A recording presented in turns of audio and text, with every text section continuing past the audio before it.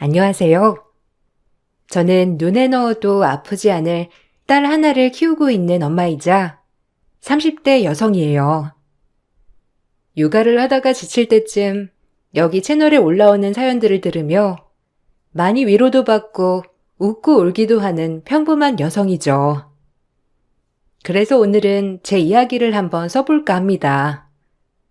저는 넘치지도 부족하지도 않게 평범하게 자랐어요. 그런 저에게 결혼할 남자친구가 생겼고 매우 듬직하고 책임감 강한 그를 보면서 본받을 점이 많다고 생각해서 결혼을 결심했답니다. 아버지를 여의고 남자친구는 여동생과 홀어머니를 모시고 살았어요.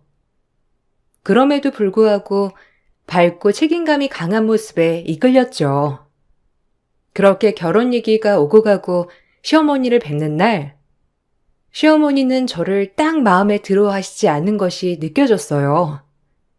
눈치가 보일 정도로 말이에요. 능력 있는 우리 아들, 결혼은 좀 천천히 했으면 바랬는데 하필이면 지금 결혼을 한다고 하니 조금 당황스러웠어. 내가 그래도 뭐 요즘 세상에 이래라 저래라 할 수 있나? 둘이 좋으면 하는 거지. 결혼하고 일은 계속 할 거니? 아, 네, 어머니. 일은 계속할 생각이에요.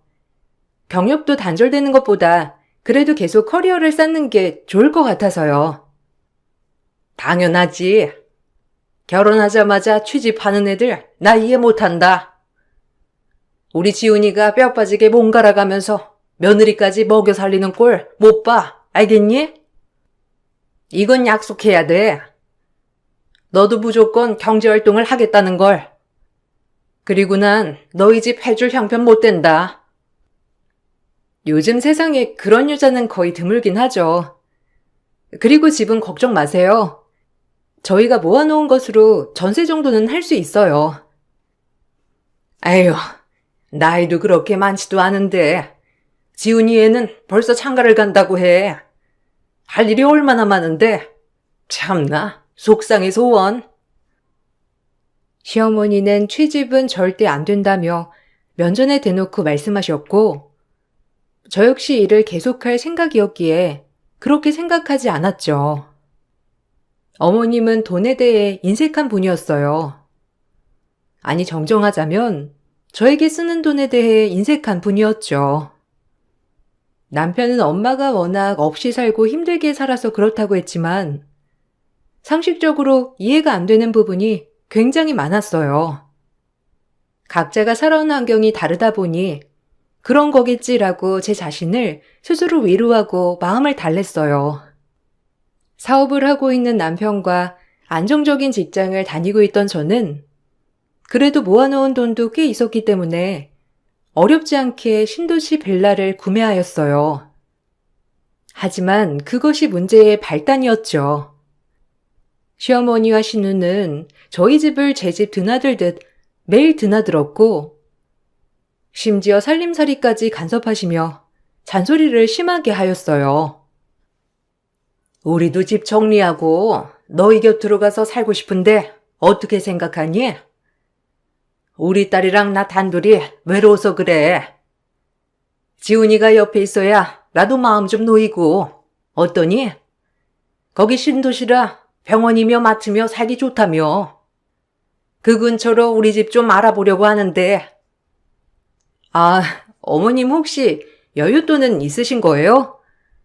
지금 집 처분하고 신도시로 오실 계획이시라면 자금은 괜찮으세요? 그래도 좀 멀지 않겠어요? 친구분들도 다 아직 지금 살고 계신 쪽에 살고 계시는데 이사 문제는 우리 천천히 생각해봐요. 지훈 씨랑 상의해서요. 멀긴 뭐가 멀어. 그리고 너 나한테 돈돈 운운하는 거니? 우리 아들 있는데 내가 왜 돈 걱정을 해야 돼? 참나. 너 혹시 우리 지훈이 돈이 네 돈이라고 생각하는 거 아니지? 너는 너고 핏줄은 핏줄이야. 엄한 생각 절대 하지 마라. 알겠어? 그러게. 언니 웃긴다. 돈을 해줘도 오빠가 해주는 거지. 그걸 왜 언니가 상관내요? 벌써부터 본인이 관리하겠다는 거야, 뭐야? 결혼했다고 오빠 돈이 언니 돈이라는 착각 절대 하지 마요. 알겠어요? 우리 셋은 핏줄이고 언니는 이방인일 뿐이니까. 어머님은 아들이 있는데 돈 걱정을 왜 하냐며 저를 몰아붙이셨어요. 그리고 정말 남편을 설득하여 저희 옆동으로 이사를 오셨죠. 그리고 거의 한 집살이가 시작되었는데 바로 옆동에 살다 보니 어머님은 뻔질나게 저희 집을 들락날락 했어요. 시누이도 마찬가지로 말이죠. 맞벌이를 하고 있는 저에게 아침마다 집에 와서 밥을 차려달라는 시댁 식구들은 달갑지 않은 존재였어요. 남편도 이 부분에 있어서 참 난감해했지만 그저 저에게 이해해달라고만 하더군요. 언니, 나왔어요. 아우, 비밀번호 좀 쉬운 걸로 바꾸라니까. 우리 아침 먹으러 왔어요. 엄마랑 나랑 솜씨가 없잖아요. 예, 뭐하니? 국이랑 밥 좀 내와라. 우리 지훈이 먹을 때 수저 2벌만 넣으면 되는 거 아니야? 얼른 차려라. 너 설거지도 하고 출근하려면 시간 꽤 걸릴 것 같은데 빨리빨리 해야지. 그리고 가족끼리 아침을 먹는 게 얼마나 좋은 일이니? 아, 엄마. 그래도 이렇게 무턱대고 오시면 어떡해요? 저희도 출근하느라 바빠 죽겠는데. 난감하게 정말. 어머, 오빠 웃긴다? 가까이 살면서 교류하고 지내는 거지. 뭘 이런 걸 가지고 그래? 혹시 언니가 눈치 주고 그러는 거 아니야? 눈치라뇨, 아가씨. 사실 이렇게 아침마다 불쑥불쑥 오시는 거 불편해요. 한두 번이라면 이해하겠지만 매번 그러시니 저도 아침에 바쁜데 어머님이랑 아가씨 신경 써야 하고 출근도 해야 하고 이해 좀 해주세요. 아가씨도 여자니까 알 거 아니에요. 제가 조금 불편한 내색을 하자 어이없게도 시어머니와 시누이는 금세 안색이 돌변해서는 저에게 막말을 하더라고요. 남편도 옆에서 이러지도 저러지도 못했지만 결국엔 제가 죄송하다고 해야 끝이 나는 문제였습니다. 정말 최악이더라고요. 남편은 가정 문제에서는 우유부단한 편이었어요. 아버지가 없이 자라서 그런지 동생이랑 어머님한테 잘하려고 애를 썼죠. 한편으론 남편에게만 의존하는 아가씨와 어머님이 안쓰럽다는 생각이 들다가도 그럼 마음 좀 곱게 쓰면 얼마나 좋을까라는 생각이 공존하면서 시누이와 어머님이 그렇게 좋아 보이진 않았어요. 그래서 스트레스를 계속해서 받게 되었어요. 내가 뼈 빠지게 아들 키워서 이런 대접 받으려고 살아왔는 줄 아니? 너 우리 지훈이 만나서 이렇게 좋은 집에 살면서 그깟 시어머니랑 신우 밥 차려주는 게 억울하다는 거야? 그래, 요즘 사람들 시부모 봉양하는 사람 없다지만 너무한다 정말. 엄마, 진정해. 새언니, 진짜 너무하네요. 우리 얼굴 좀 이렇게 보면서 살아가자고 하는 건데 그렇게 선을 그어버리다니. 아니, 제 말은 그게 아니라 아침이 아니더라도 언제든지 전화하고 방문할 수 있는 거잖아요. 저는 그냥 그런 것들 좀 배려해달라는 차원이었어요. 아, 그런 뜻 아니었어요. 얼른 밥 차려드릴 테니 드시고 천천히 있다가 가세요, 그럼. 본인이 누구 덕분에 평생 호강하고 살 건데 그래? 참나 어이없어. 남자 잘 만났으면 시댁에 잘해야지. 안 그래, 엄마? 우리가 아빠 여이고 얼마나 오빠한테 의지하고 살았는데 자기가 뭔데 이 집에 들어와서 해방이야, 해방이? 아우, 너무 싫어. 확 저 신우의 입을 꿰매버리고 싶더라고요. 그렇게 밥을 차려드리고 회사에 출근한 뒤 남편은 저의 기분을 풀어준답시고 점심시간에 만나서 밥을 사주고 저를 달래주었죠. 중간 역할을 잘 못하는 남편에게 화도 났지만 항상 이런 식으로 늘 풀어줘서 고맙긴 했어요.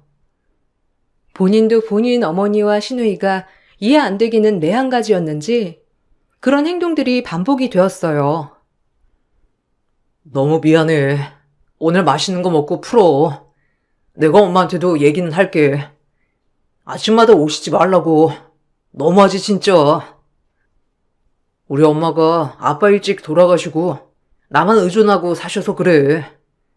뭐 안쓰럽기도 한데 나도 가끔 숨이 막히긴 해. 미안하다 정말. 자기가 중간 역할을 잘하면 이런 일이 일어나겠어? 뭐 지금이야 얼마 안 됐다지만 진짜 이건 너무한 것 같아. 아침마다 매번. 아가씨도 그래. 지금 나이가 몇인데 일도 안 하고 맨날 오빠한테 당당하게 용돈 타쓰고. 그것도 문제야. 성인이면 자기 앞가림은 해야지. 내가 말은 다 못하지만 정말 문제 많아 이 집 식구. 말해봤자 달라지는 건 없잖아. 동생도 이래야지 이제. 나이가 몇 살인데 엄마가 그저 오냐오냐만 하셔서 그래. 내가 따끔히 얘기할게. 기분 풀어 자기야. 그렇게 남편은 저의 기분을 많이 풀어주려고 노력했어요.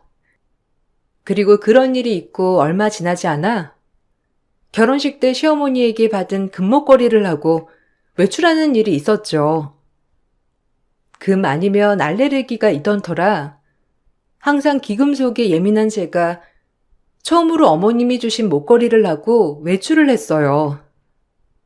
반나절이 지나자 목이 간지럽기 시작하면서 심각하게 부어오르더라고요. 처음 어머님이 예물을 해주실 때 금속 알레르기가 있다고 말씀을 드렸던 터라 설마 했어요. 이것이 가짜일 리가 없다고 생각했거든요.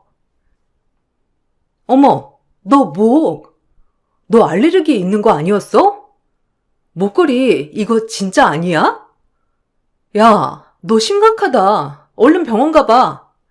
아유, 이런 걸 왜 했어? 어?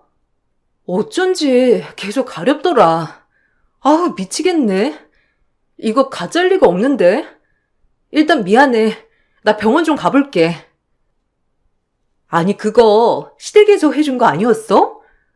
아우, 심각하다, 진짜. 얼른 가봐.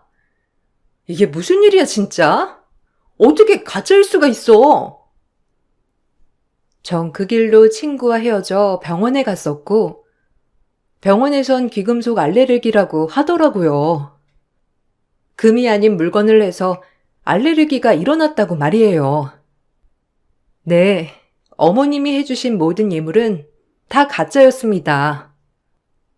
순간 어이가 없더군요. 요즘 세상에 예물도 많이 생략하니 이게 뭐가 문제라고 생각하실 분들도 있을 테지만 전 시누이 명품 가방에 시어머니 안마의자 그리고 시집 오면서 혼수며 예단 모두 어머님이 원하는 걸 다 해드렸거든요. 그런데 저에게 이런 가짜 기금속을 해주신 거예요. 순간 어이도 없고 내가 어머님께 정말 이런 가치조차 안 되는구나 하며 눈물이 났어요. 어머님에게 이런 가짜 목걸이를 받아서 눈물이 나는 게 아니라 정말 이 집에서 대접이 이 모양이라 눈물이 철철 났고 굴욕적이었죠. 그리고 전 그 길로 모든 예물을 가지고 어머님 집을 방문하였어요. 어머님, 이거 어머님이 주신 예물들 혹시 가짜인가요? 저 오늘 피부과 다녀왔어요. 정말 너무하세요. 어떻게 이러실 수 있어요? 뭐가 가짜야? 참나, 너 웃긴다. 그럼 넌 내가 너한테 가짜 해줬다고 생각하는 거야? 이거 완전 억지 쓰고 있어, 정말. 언니, 너무한 거 아니에요? 엄마한테 와서 한다는 말이 예물 가짜냐고?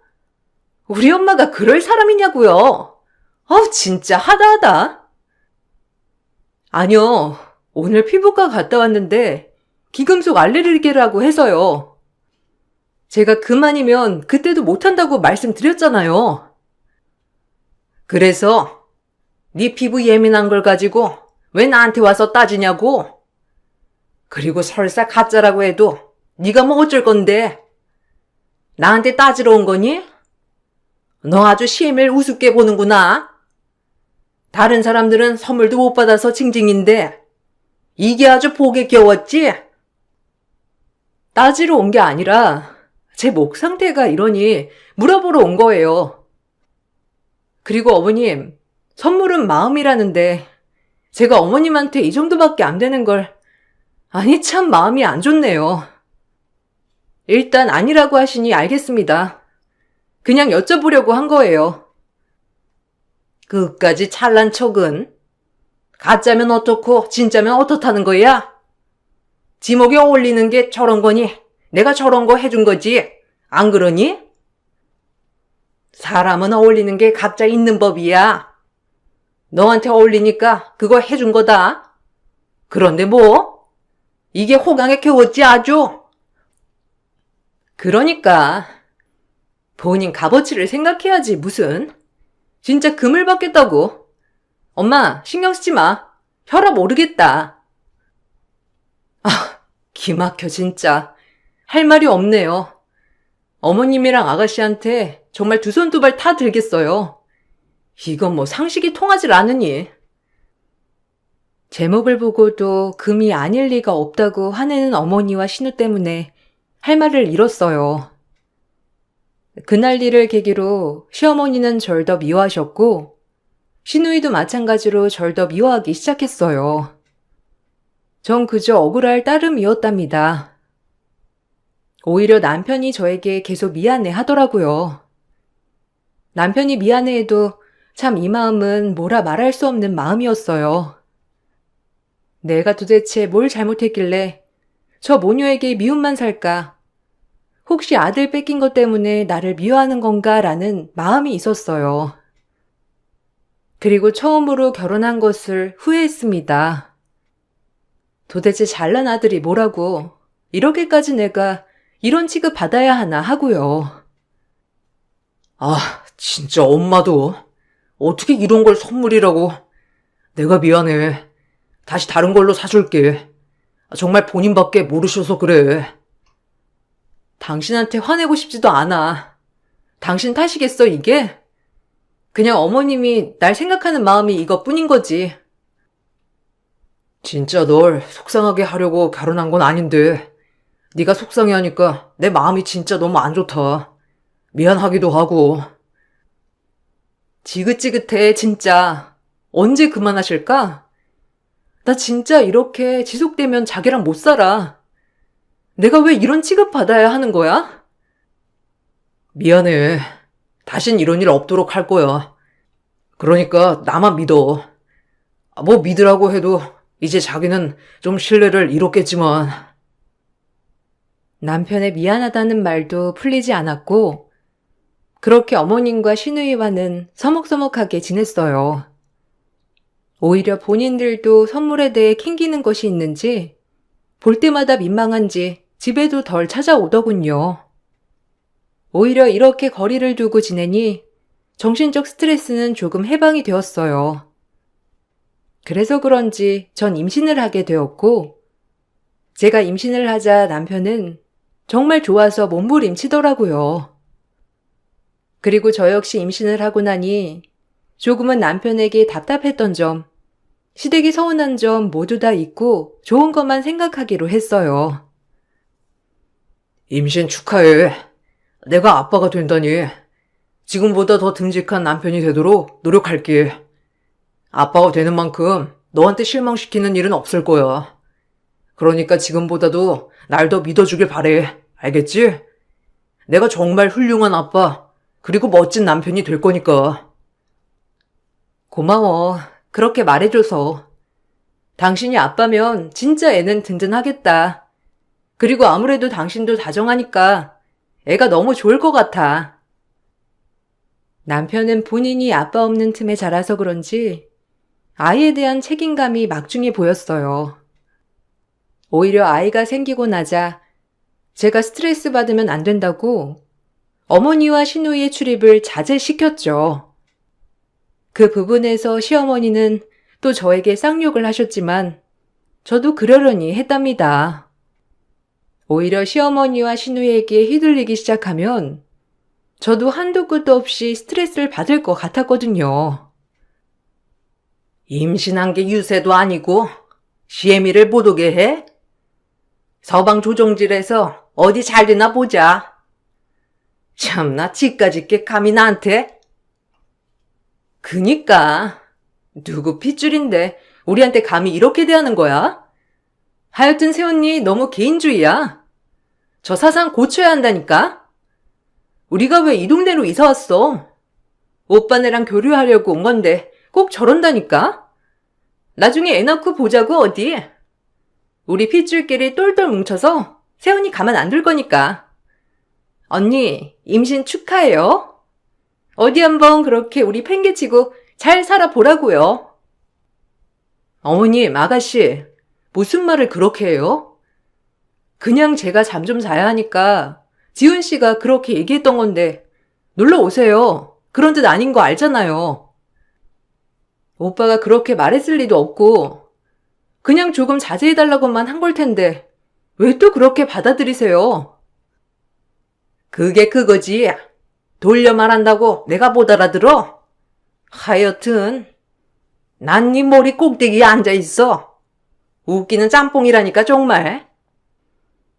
시어머니와 시누이는 억지를 써대면서 저를 또 스트레스 받게 하더군요.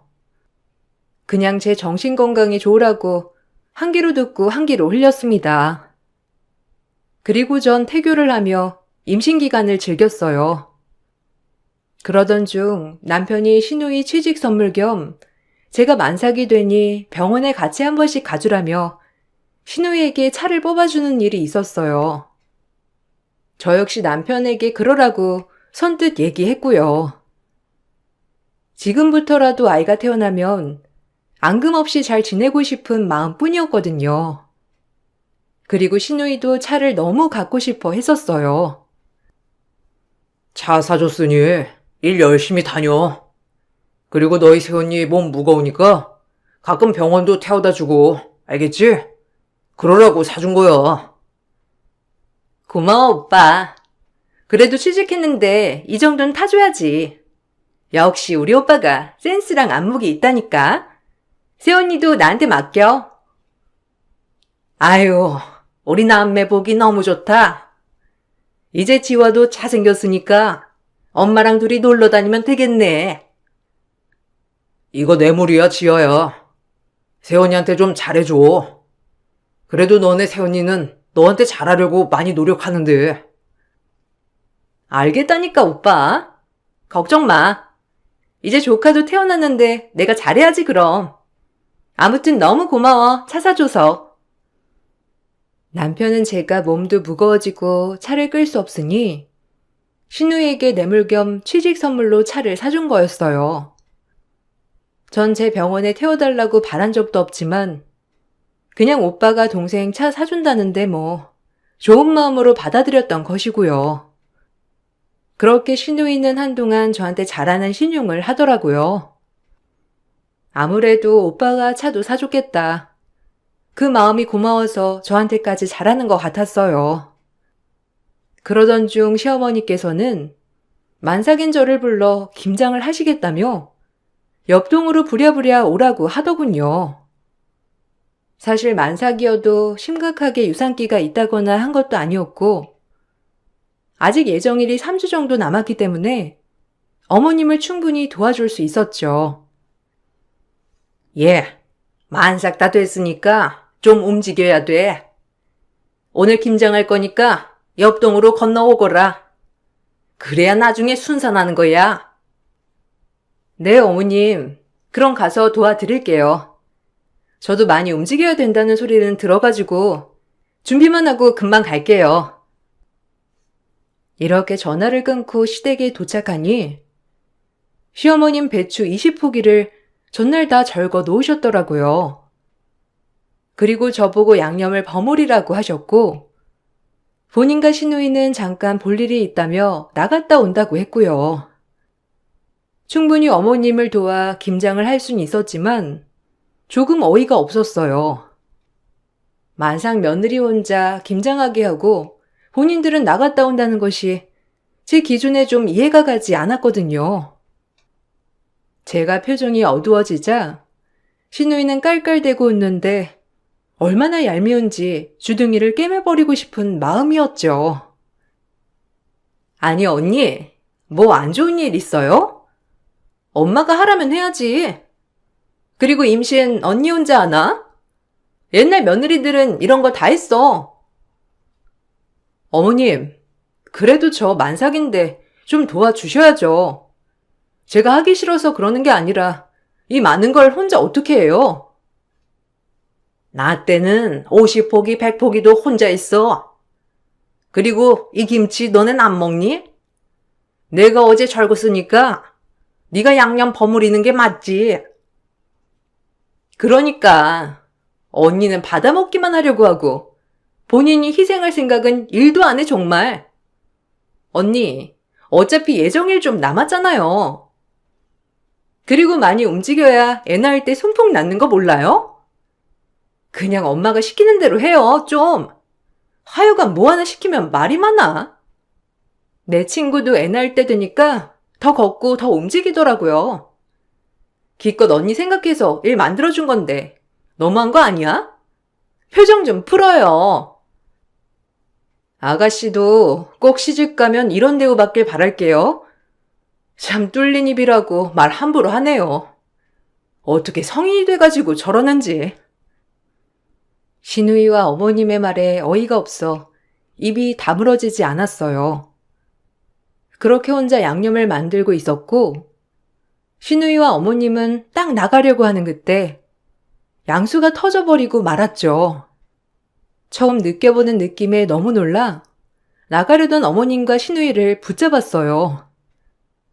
병원에선 언제든 양수가 터질 수 있다고 했었기 때문에 양수가 터지면 얼른 병원으로 오라고 했었거든요. 전 어머님과 아가씨에게 병원에 가야 할 것 같다고 소리쳤지만 시누이와 어머님은 별 대수롭지 않게 받아들이더라고요. 어머님, 저 지금 양수가 터진 것 같은데 어떡하죠? 빨리 병원에 가봐야 할 것 같아요. 어머님 손주 나올 것 같아요. 뭐? 아니 왜 지금? 너 이거 양념 다 버무려야지. 어차피 지금 가도 애 바로 안 나온다. 좀 늦게 가도 되니까 할 거는 해. 네? 어머님, 그게 말이 되는 소리예요? 저 병원 좀 데려다만 주세요, 그럼. 그리고 어머님, 아가씨 볼일 보시면 되잖아요. 언니, 가족끼리 무리한 요구하지 마요. 이거 차가 새 거고 시트도 얼마 안 된 건데 양수 터져서 어떻게 차에 탄다는 거예요? 생각을 좀 하고 말해요. 신차 산 지 얼마 안 됐는데 무슨 양수 터져가지고 이 시트에 앉겠다고? 전 가려면 택시 불러줄게요. 시누이의 말에 진짜 손이 부들부들 떨리더라고요. 양수가 터져서 신차를 망친다니 진짜 천인 공로할 일이었죠. 전 그 말을 듣자마자 몸을 끙끙 이끌고 시누이 뺨을 쳤습니다. 너무 화가 나서 견딜 수 없었거든요. 제가 뺨을 치자 어머니와 시누이는 소리를 지르고 남편에게 전화를 하더라고요. 남편 회사가 집이랑 가까웠기 때문에 남편은 손살같이 달려왔고 제 꼴을 보았죠. 니들도 내 인생이 무리다 정말. 무리야. 오늘 일 후회하게 해줄게. 나 양수 터졌는데 아가씨가 신차라 차 더러워진다고 못하게 하네? 알아서 택시 타고 병원 가래. 이게 말이야 막걸리야? 나 지금 빨리 병원 가야 하니까 당신 차 대기시켜 얼른. 아, 이게 어디서 우리 오빠한테 이래라 저래라야? 너 내 뺨 때린 거 왜 빼? 오빠, 언니가 내 뺨을 때리는 거 있지? 새언니 정상 아니야. 오빠, 나 뺨 맞았다니까? 저게 내 뺨을 쳤다고. 오빠가 그 꼴을 봤어야 하는데 얼마나 어이가 없던지. 어디서 본데 없이 자라가지고 이게 시누이 뺨을 쳐? 진짜 양수 그까짓 거 지금 터져도 애 나중에 나온다고. 애 지금 가도 좀 이따 나온다고. 진짜 왜 이렇게 유난을 떨어 정말? 얘 지훈아, 쟤 좀 어떻게 해봐라. 애가 눈빛이 돌았어. 남편도 이 말을 듣자마자 시누이의 뺨을 쳤어요. 남편조차도 기가 막힐 노릇이라고 생각을 한 거죠. 남편에게 뺨을 맞고 나서야 시누이는 정신이 번쩍 들었는지 아무 말도 못하고 시어머니는 방방 뛰고 난리가 나더라고요. 그야말로 시댁엔 날벼락이었던 거죠. 어머, 오빠, 나 지금 친 거야? 오빠, 낮에 뭐 잘못 먹었어? 새언니가 내 뺨을 쳤다니까? 지금 오빠가 날 쳤어? 어머, 지훈아, 지아를 왜 잡아? 네 마누라나 잡을 것이지. 하나뿐인 동생한테 이러기 있는 거야 정말? 엄마 쓰러져. 시누이와 시어머니의 악다구니에도 남편은 묵묵부답이었어요. 그리고 놀란 저를 챙기기 급급했죠. 남편은 아무 말도 없이 저를 태워 병원으로 향했습니다. 자궁문이 열려 조금 기다렸다가 아이가 태어났고 전 그 즉시 진이 빠져 병실로 가게 되었죠. 다행히 아이와 저는 무사했어요. 그 와중에 난리통을 겪느라 정말 진통을 겪는지도 모르게 아이를 출산한 것 같았습니다.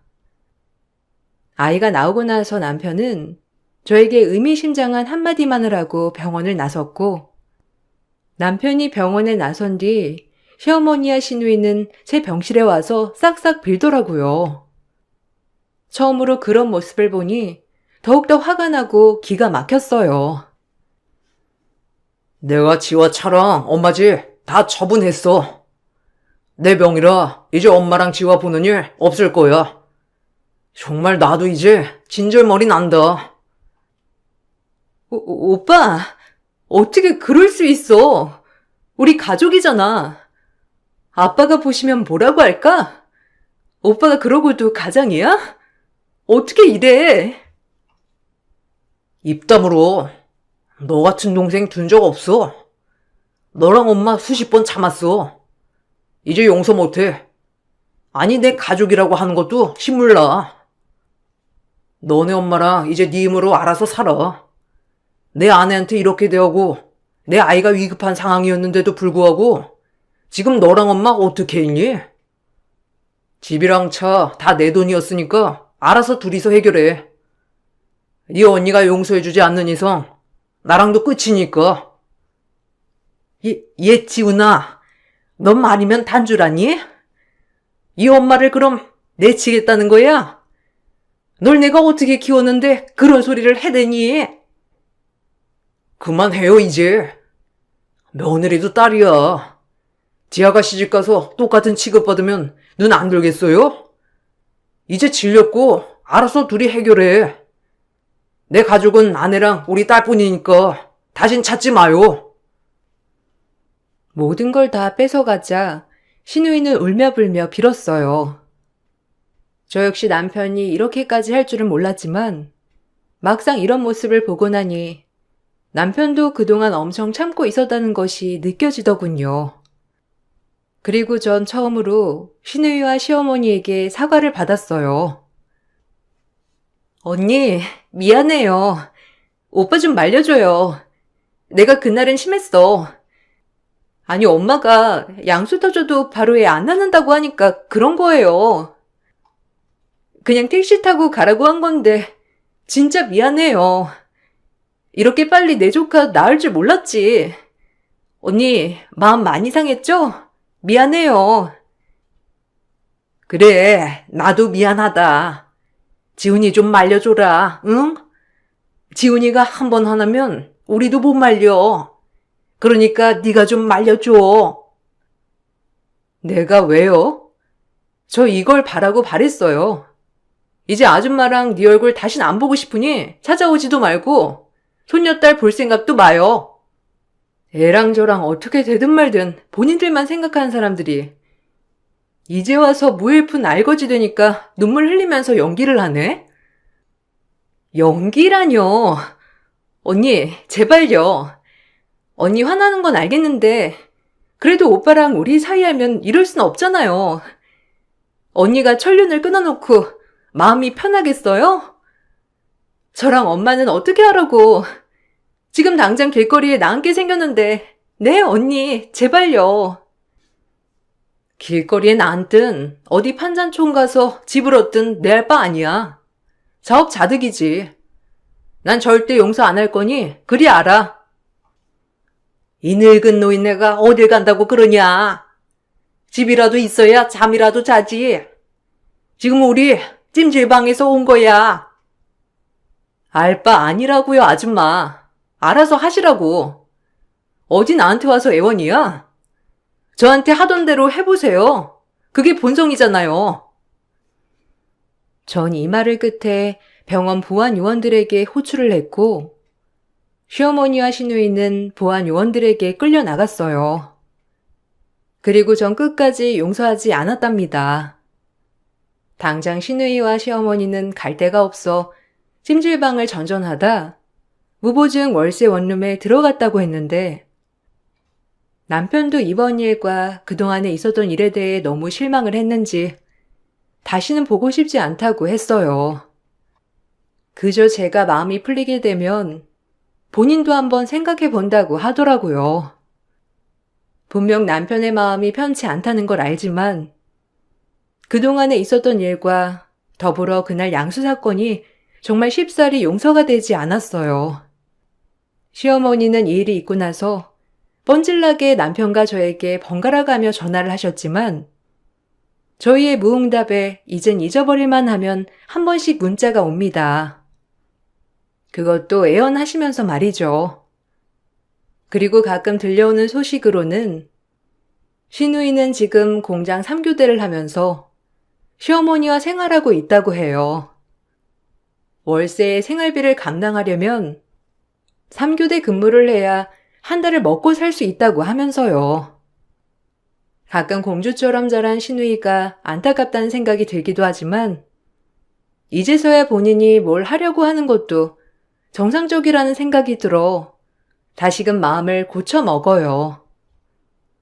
그 전에 한번 시누이가 남편의 재산을 조금이라도 가져오려고 소송을 걸었던 적도 있었는데 아버님이 돌아가시고 이 집에 단돈 1원도 남겨주신 금액이 없었고 처음부터 끝까지 남편 혼자 자수성가했던 돈이기 때문에 시누이와 시어머니는 그 돈을 절대 나눌 수 없었죠. 그 일을 계기로 저희 사이는 더욱더 악화가 되었고요. 아들보다도 돈, 오빠보다도 돈을 택하는 사람들이라는 걸 한 번 더 깨닫고 남편은 아주 치를 떨었어요. 그런 일이 있고 지금은 남편과 예쁜 딸아이를 키우면서 행복하게 살고 있습니다. 남편도 본인 쏙빼 닮은 딸아이를 보니 너무 행복하다고 하고요. 그냥 지금처럼 행복을 즐기며 남편과 딸아이를 위해 살고 싶어요. 날이 너무 더운데 무더위 조심하시고 좋은 하루 보내시길 바랄게요. 감사합니다. 안녕하세요. 저는 경상북도 예천에 살고 있는 40대 초반 여자입니다. 제가 아이를 출산한 지 어느덧 8개월 정도의 시간이 흐른 것 같은데요. 지금 현재 하루하루가 행복하고 그토록 바라던 아이를 품에 안을 수 있다는 게 저에게는 너무나도 감사한 일입니다. 주위를 둘러봐도 어렵지 않게 임신이 되는 걸 볼 수 있었지만 저 같은 경우에는 쉽지 않더라고요. 체질적인 문제가 있어서 그런지 몰라도 자연 임신은 상당한 어려움이 있었습니다. 병원에서는 알 수 없는 여러 가지 복합적인 문제들이 겹치게 되다 보면 그럴 수 있다는 말을 하셨고 임신 가능성이 없지 않기 때문에 저희 부부에게도 기회는 찾아올 거라면서 조급한 마음이 오히려 스트레스와 연관될 수 있기 때문에 최대한 편하게 생각하라고 하셨어요. 하지만 말처럼 쉬운 문제도 아니고 나이가 점점 차다 보니 마냥 편하게 생각할 수는 없었습니다. 그리고 임신에 실패했다는 말을 전달해 드리게 되면 가족들 또한 실망하는 모습들을 볼 수밖에 없었죠. 아무래도 결혼을 30대 중반에 했기 때문에 가족들도 하루빨리 아이를 원하고 있었습니다.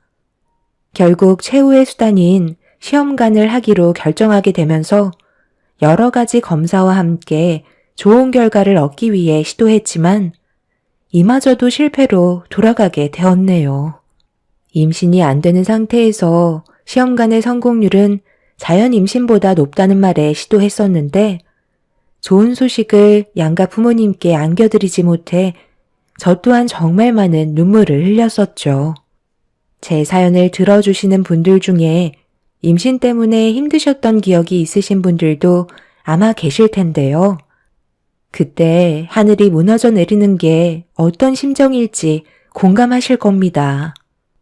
남편은 제가 힘들어하는 모습을 더 이상 보고 싶지 않았는지 그만 포기하길 원했습니다.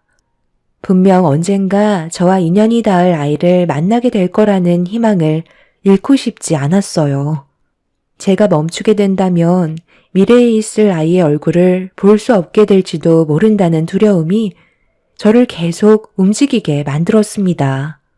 그래서 다시 처음부터 철저하게 몸 관리를 하고 준비하면서 임신 계획을 세우고 있을 때 시동생은 예정되어 있던 결혼식을 진행하게 되었습니다. 새로운 식구로 들어오게 될 동서는 며느리로서 100점짜리였어요.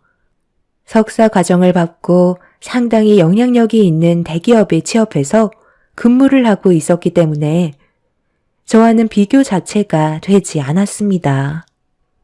그리고 며느리로 들어오게 되면서부터 시모의 마음은 이미 동서에게 떠나셨고 항상 보란 듯이 차별을 두셨습니다. 시모의 마음을 모르는 건 아니었기 때문에 그런 모습을 보면서 당연하다고 생각했었네요. 그런데 문제는 시모와 동서의 행동들이 제 마음을 너무 아프게 만들었고 지속적으로 받게 되는 차별 대우와 스트레스는 저를 점점 힘들게 만들었습니다. 시모의 안 좋은 행동들이 동서에게까지 영향을 주게 되면서 저와 단둘이 있을 때도 보기 좋지 않은 모습을 보여주고 있었죠.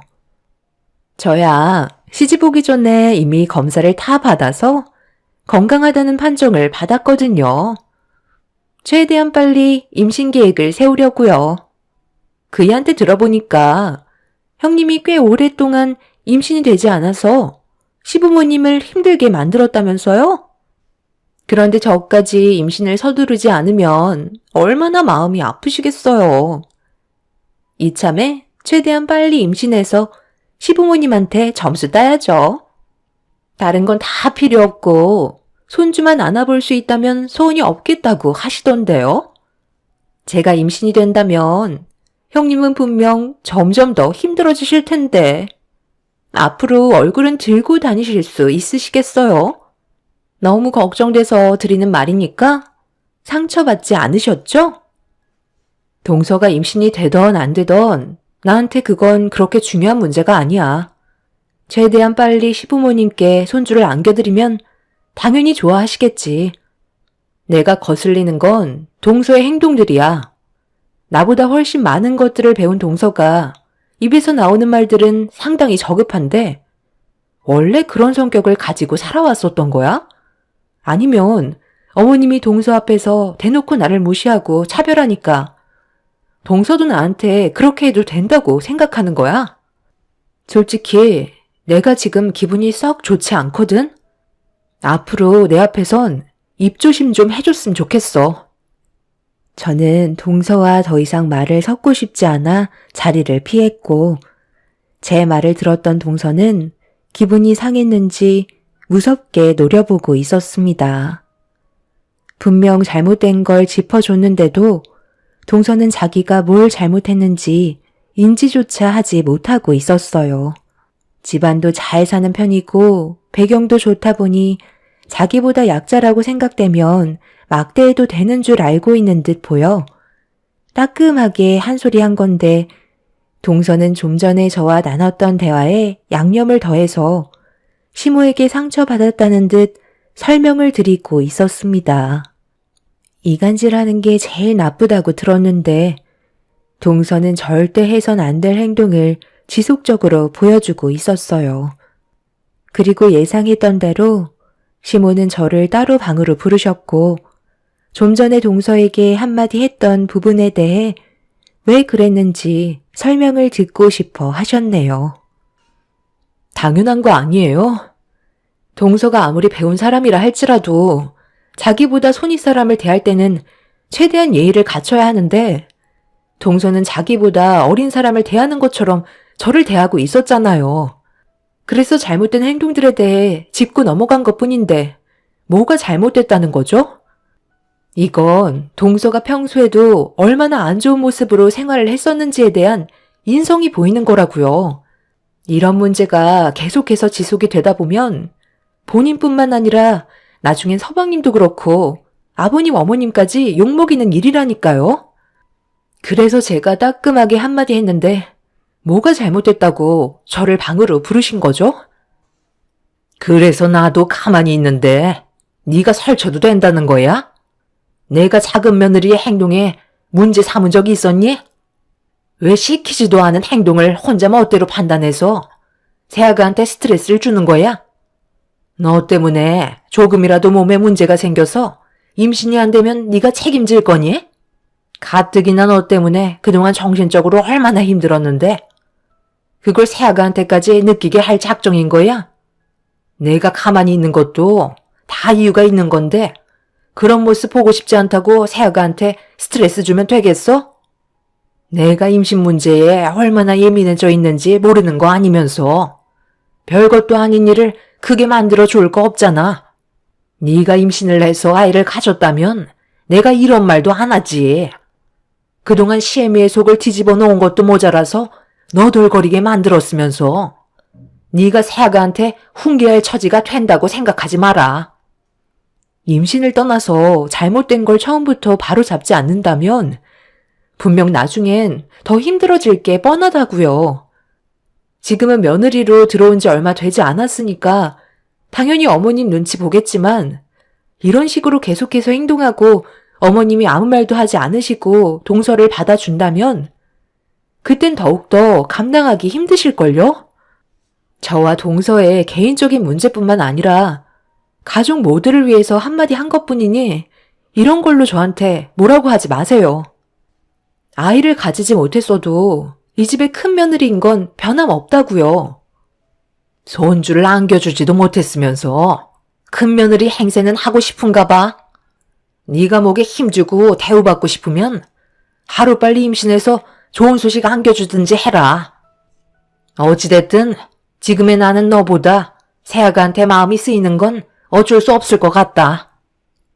시모는 제가 동서한테 한마디 했다는 거에 상당한 불만을 가지고 계셨고 밖에서 모든 대화를 엿듣고 있던 동서는 제가 방문을 열고 나오자 통쾌하다는 듯 비웃고 있었습니다. 시모의 마음을 모르는 건 아니었지만 이 문제가 나중에 엄청난 파장을 불러일으키게 될 거라곤 아무도 모르고 있었고 날이 가면 갈수록 심해지는 차별을 견디기 힘들었던 저는 결국 시댁에 찾아가는 횟수가 점점 줄어들게 되었어요. 시모는 제가 일부러 피한다는 걸 느끼셨는지 직접 전화를 하셨습니다. 아무래도 시댁에 가지 않으려는 저 때문에 남편도 움직이지 않게 되자 그런 저를 마음에 들어하지 않으셨습니다. 너 혼자 안 오면 되는 거지? 왜 내 아들까지 못 보게 만드는 거야? 당장 안 튀어와? 오히려 네가 이럴수록 점점 더 안 좋아진다는 걸 모르지 않을 텐데 아예 인연을 끊어낼 작정인 거니? 애초부터 누가 잘못한 건데 왜 나를 나쁜 시애미로 만들려 드는 건지 도통 모르겠다. 어떻게 매번 너한테 좋은 말만 해줄 수 있는 것도 아닌데 몇 마디 한 걸 가지고 기분 상해서는 가족 모두가 모이는 오늘 같은 날 오지 않겠다고 하면 여기에 있는 사람들 기분까지 망치겠다는 거야? 제가 몇 마디 한 걸 가지고 이러겠어요? 어머님, 저도 사람이고 감정이 없는 것도 아니에요. 가볍게 뱉으신 말들이 저에게는 엄청난 상처로 다가올 수 있다고요. 그런데 어머님은 동서를 옆에 끼고 제가 상처를 받았으면 좋겠다는 듯이 비웃고 계셨잖아요. 그것뿐이에요. 저희 집안 험담까지 하시면서 그동안 말 못하시고 속으로만 생각하고 계셨던 것들까지 전부 다 꺼내놓지 않으셨어요? 그런 모습을 보려고 제가 왜 일부러 시간까지 내서 상처를 받으려 어머님 댁에 가야 하는 거죠? 어머님이 저를 무시하시고 동서와 차별을 두시니 동서도 똑같이 따라하고 있잖아요. 그래서 가지 않으려는 것 뿐이에요. 그이가 모르는 것 같아도 전부 다 듣고 보고 있다는 걸 모르세요? 저희는 부부예요. 뭐든 함께하기로 약속한 사이라고요. 제가 상처받는 모습을 보고 싶지 않아서 오히려 저한테 먼저 가지 말라고 하던데요. 어머님, 저는 임신을 하지 못한 것뿐이지 다른 부분에 대해서는 정말 최선을 다했고 뭐든 시키는 건 불만 가지지 않았었어요.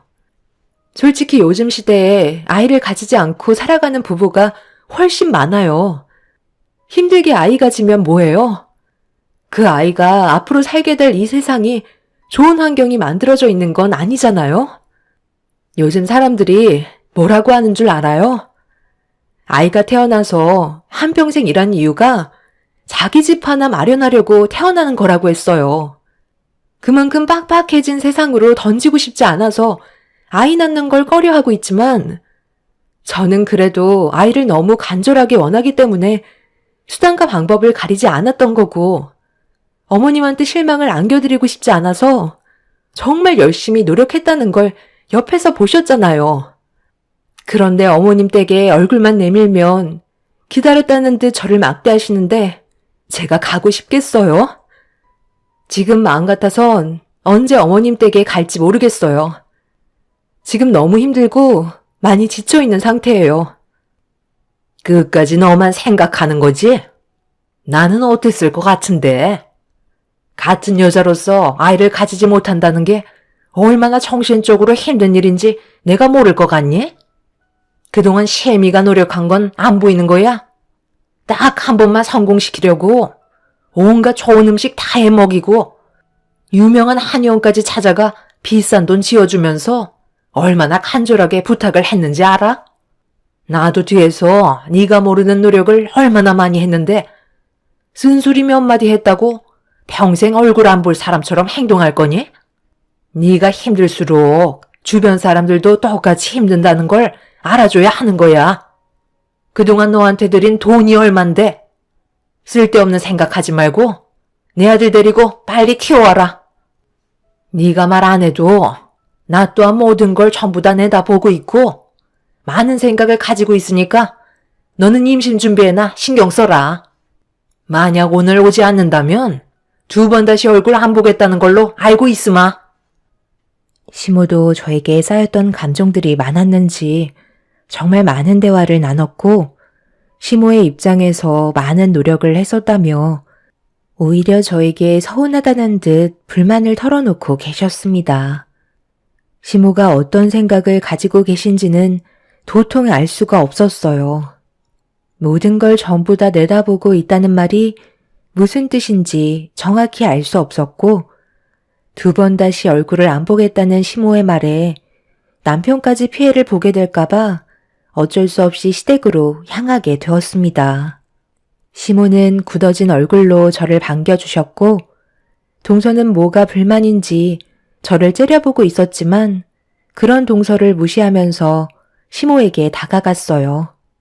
아무 말 없이 주방으로 가시길래 따라 들어가자 산처럼 쌓여있는 식재료들이 눈앞에 펼쳐졌습니다. 시모는 동네 사람들과 돌아가면서 음식을 만들어 나누는 걸 좋아하시는데 시모가 부르셨던 그날이 시댁에서 음식을 준비해서 나눠드려야 하는 날이었어요. 하루 이틀 한 것도 아니고 거의 의무적으로 한 달에 한 번이나 길면 2달에 한 번 정도 했던 일인데 동네에서 마음 맞는 사람들끼리 하는 거라 사람 만나는 걸 좋아하셨던 시모는 저에게 당연하다는 듯 앞치마를 던지셨습니다. 저도 아예 까맣게 잊고 있었던 게 그날은 3달 만에 음식을 준비하는 거였고 이런 광경을 동서는 의아해하면서 왜 이런 걸 해야 하는지 모르겠다며 부정적으로 받아들이고 있었네요. 너도 우리 집안 며느리로 들어왔으면 당연히 해야 되는 거다. 첫째는 벌써 몇 년간 내 옆에서 묵묵해왔던 일이니까 잘 배워둬라. 1~2달에 한 번씩 한다는 건 솔직히 너무 자주 있는 거 아니에요? 1년에 한 번이면 모를까. 너무 텀이 짧은 것 같은데 이 많은 재료를 언제 다듬고 음식을 만들어요.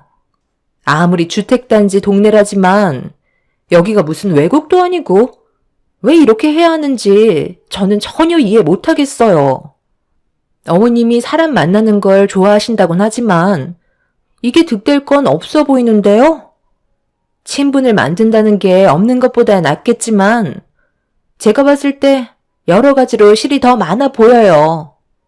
차라리 그냥 괜찮은 음식점에 가서 사람들 모아두고 외식하는 게 좋지 않겠어요? 힘들게 음식 만들지 않아도 되고 시간 낭비할 시간에 술잔 한 번 더 기울일 수 있을 텐데 이거 다 만들어봤자 반찬 몇 개 안 되잖아요. 솔직히 저는 이거 매번 못할 것 같아요. 처음에는 나도 그렇게 생각했는데 여기 이사 오고 나서 옆집이 반갑게 인사하며 신경 써서 만들어주신 음식을 나눠주시는데 거기에서 정을 느끼게 됐었다. 그래서 나도 보답을 하고 싶어서 나누게 된 거고 동네 사람들은 이미 오래전부터 그런 문화를 자체적으로 실행하고 있었지. 그렇게 서로 얼굴도 익히고 친해지다 보면 여러 가지로 득이 되는 게 훨씬 많았어. 사람 일은 앞으로 어떻게 될지 전혀 모르는 거다. 도움이 필요할 때 주위에 아무도 없는 것보단 손만 뻗으면 도와줄 수 있는 분들이 많다면 그것만으로도 엄청난 성과를 거두는 거 아니니? 시애미가 젊었을 적엔 이런 정을 나누는 일이 상당히 많았는데 요즘 세상은 워낙 개인주의라 사람을 보면 우선적으로 경계부터 나타내잖아. 세아가도 그런 환경에서 자라왔었기 때문에 정이라는 걸 느껴본 적 없었던 것뿐이다. 우리 집안의 며느리가 되었으면 당연히 따라야 하는 거고 앞으로 그에 따른 변화도 있어야 하니 어떻게 하는지 잘 보고 배우도록 해라. 음식 다 만들면 동네 사람들한테 인사시켜줄 테니 얼굴 펴고, 알겠지? 이게 다 재산인 거고 나중에 아이를 가지게 되면 보고 자라는 환경에서 그 아이의 인성이 바르게 자랄 수 있게 되는 거란다. 어머님, 죄송하지만 저는 그런 노력하고 싶지 않아요. 제 몸 하나 돌보는 것도 힘들어 죽겠는데 남을 위해 그렇게 할 생각은 더더욱 없네요. 저희 가족이 먹기에는 식재료가 너무 많다고 생각했었는데 전부 다 아무런 대가 없이 나눠주려고 힘들게 만들어야 한다는 게 정말 이해할 수가 없어요. 저희는 그냥 밖에서 외식하고 늦은 저녁에나 들어올 테니 형님 옆에 끼시고 열심히 만드세요. 그리고 앞으로 이런 일 있을 때는 저한테 연락 안 하셨으면 좋겠어요. 괜히 시간만 낭비되잖아요. 동서는 어머님이 왜 이렇게 하는지 좋게 설명해 주시는데 꼭 그런 식의 태도를 보여야 되겠어? 그래봤자 2시간만 하면 끝나는 일인데 뭐가 그렇게 불만이 많은 거야? 한 가족의 구성원이 되었으면 그래도 한 번쯤은 어머님 말씀에 따라야 하는 거 아니야? 지금 하는 일이 나쁜 일도 아니고 가족을 위해 하는 일인 만큼 오늘은 어머님 말씀대로 일단 따라오는 게 좋을 것 같은데? 제가 좋게 설명을 하고 있는데도 동서는 저와 시모의 말을 한 귀로 흘려 버렸고 시동생과 함께 밖에서 외식하고 오겠다며 급하게 현관문을 열고 나가 버렸습니다. 동서의 행동을 묵묵히 보고 계시던 시모는 알 수 없는 표정으로 계속해서 식재료를 다듬으셨고, 저뿐만 아니라 남편과 시부 또한 옆에서 함께 정신없이 음식을 만들기 시작했어요. 그렇게 저희가 먹을 양만 남겨둔 채 동네 사람들한테 인사를 드리면서 서로의 안부를 물었고 좋은 말을 주고받으면서 하루의 일과를 마무리하게 되었습니다. 그렇게 저희 모두 시댁으로 다시 돌아와 한자리에 모여 간단한 저녁 식사와 함께 대화를 주고받고 있는데 며칠 전부터 몸이 조금씩 이상하다는 걸 느꼈었지만 그날따라 무리하게 움직여서 그런지 상당히 피로했고 속이 계속해서 울렁거리고 있었어요. 점점 표정이 안 좋아지자 시부모님과 남편은 걱정스러운 눈빛으로 저를 바라보았고 동서가 들어온 이후에 스트레스를 많이 받아서 몸살 기운이 생겼는지 미열도 있는 것 같아 방에 들어가 쉬어야만 했습니다. 그렇게 천장을 바라보며 휴식을 취하고 있는데 갑자기 온몸에 소름이 돋을 정도로 충격적인 몸의 반응을 느낄 수 있었어요.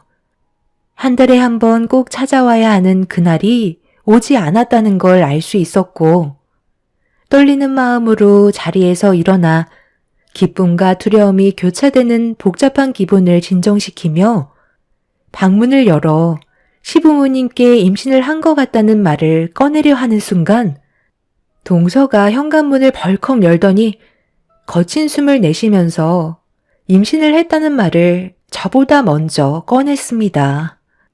임신 테스트기를 들어보이며 시부모님께 보여드렸고 집안은 난리가 나고 말았습니다. 그 순간 제 뱃속에는 임신이 아닐 수도 있다는 느낌적인 불안함이 엄습해와서 아무 말도 하지 않았어요. 매달 그날이 찾아온 것도 아니고 보름을 넘긴 적도 있었기 때문에 섣부르게 행동하지 않았네요. 시부모님께서는 축하한다며 기뻐 날뛰셨고 집안은 축제 분위기였어요. 동서는 저를 힐끗 쳐다보더니 보라는 듯이 자기 배를 어루만지면서 저에게 자랑을 하고 있었어요. 그리곤 저보고 들으라는 듯 임신하는 게 이렇게 쉬울 줄 몰랐다면서 몇 년간 노력해도 생기지 않았던 저에게 온갖 상처를 주고 있었습니다. 그래도 집안의 경사이기 때문에 동서에게 어색한 미소로 축하한다는 말을 꺼내게 되었네요. 남편은 제 눈치를 보면서 몸이 많이 안 좋은 것 같다며 먼저 들어가겠다고 시부모님께 인사를 드린 뒤 시댁을 나오게 되었습니다. 그렇게 집으로 돌아와서 한참 동안 슬픔에 빠져 이불 속에서 나오지도 않은 채 한참 동안 눈물을 흘리게 되었고 동서가 너무 부럽게만 느껴져서 그날 잠도 못 자고 있는데 저도 평소에 느껴본 적 없던 몸 상태에 혹시나 하는 마음으로 남편이 자고 있는 방문을 조심스럽게 열어 서랍 속에 깊이 박혀있던 임신 테스트기를 꺼내서 화장실로 들어와 검사를 하게 되었습니다. 떨리는 마음 진정시키며 질끈 감고 있던 눈을 살며시 떴는데 제 눈에 들어온 두 줄이 저를 오열하게 만들었고 그동안 그토록 보고 싶었던 아이를 가지게 되었다는 거에 기쁜 나머지 집안이 떠나갈 정도로 눈물을 쏟아내고 말았습니다. 남편은 제가 펑펑 눈물을 흘리고 있자 자다가 놀랐는지 화장실로 급하게 뛰어와서는 어디 다친 줄 알고 제 몸부터 살피고 있었는데 한쪽 손에 쥐고 있던 임신 테스트기를 건네자 남편은 몇 번이나 눈을 비비면서 재차 확인을 하더니 저와 똑같이 집안이 떠나갈 정도로 오열을 하면서 저를 안아주었네요. 그렇게 저희는 한참 동안 기쁨의 눈물을 흘렸고 남편은 시부모님께 곧장 전화를 해서 제가 임신했다는 소식을 알려드렸어요. 남편의 말이 끝남과 동시에 시부모님께서는 늦은 새벽 시간에 저희 집으로 달려오셨고 축하한다며 기쁨의 눈물을 보이셨네요. 저희가 정말 많은 노력을 했었기 때문에 시부모님께서도 쉽게 진정하지 못하셨어요. 남편은 시동생한테도 임신 사실을 알렸고 저희 부모님께서도 정말 기뻐하셨죠. 그런데 비슷한 시기에 동서와 제가 임신을 하게 되자 시부모의 관심과 사랑을 나눠야 한다고 생각했는지 동서는 제가 임신을 했다는 거에 상당한 불쾌함을 나타내고 있었어요. 돌아오는 주말에 모두가 한자리에 모여 시모가 직접 해주신 맛있는 식사를 하려는데 일이 터지고 말았습니다. 어머님, 식탁에 올려져 있는 모든 음식들은 전부 다 저를 위해 해주신 거죠? 당연히 제가 먼저 대우를 받아야 하는 거잖아요. 그렇죠? 너희들도 똑같이 임신했는데 그런 게 어딨니? 쓸데없는 말 하지 말고 식기 전에 어서 들어라. 오래간만에 신경 좀 썼다. 저는 한 번에 임신했는데 형님은 그동안 아버님, 어머님 속을 뒤집어 놨었잖아요. 임신한 것도 죄송스러운 일이죠. 음식에 손댈 자격도 없다니까요. 형님이 제 앞에서 함께 겸상한다는 것 자체가 저는 너무 불쾌해요. 형님 때문에 아버님, 어머님한테 받아야 될 관심과 사랑을 나눠야만 하잖아요. 웬만해선 이런 말 하고 싶지 않았는데 서로 얼굴 보면서 식사하다가 체할 것 같은데 형님은 상을 따로 놔주시면 안 될까요? 제가 봤을 때 어차피 뱃속에 있는 아이는 오래 못 버틸걸요? 동서, 지금 그게 무슨 말이야? 오래 못 버틴다니 내가 유산이라도 하길 바란다는 거야?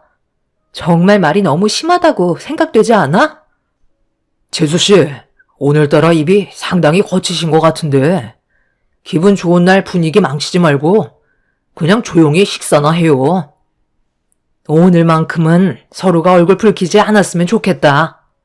누가 임신을 먼저 했던 나중에 했던 그게 그렇게 중요한 건 아니잖아. 둘 다 아이를 가졌다는 거에 감사하면 되는 거야. 이제 그만하고 음식부터 먹도록 해라. 계속 이러면 얼굴 볼 수나 있겠니? 저는 동서를 무시했고 신경 쓰지 않으려 애쓰고 있었어요. 힘들게 가진 아이한테 조금이라도 스트레스를 주고 싶지 않았습니다.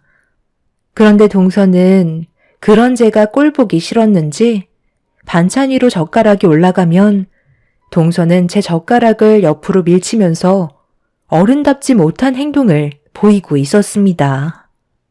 석사 과정을 밟고 대기업에 들어간 동서가 뭐가 부족해서 저를 경쟁 상대로 생각하는지 이해할 수 없었어요. 그런데 제가 동서를 계속 무시하면서 묵묵히 식사를 하던 그 순간 식탁에 올려져 있던 음식들을 제 얼굴에 쏟아붓더니 저 혼자 다 먹으라면서 난리를 쳤고 너무 갑작스럽게 일어난 일이라 심장 박동수가 빨라지면서 호흡 조절이 되지 않았습니다. 동서는 오히려 자기가 먹으려는 반찬마다 제가 가로챘다며 말도 안 되는 억지를 부리고 있었어요. 남편은 저를 보호하기 위해 모이는 건 당분간 안 하는 게 좋겠다며 서둘러 저를 데리고 시댁에서 빠져나왔어요.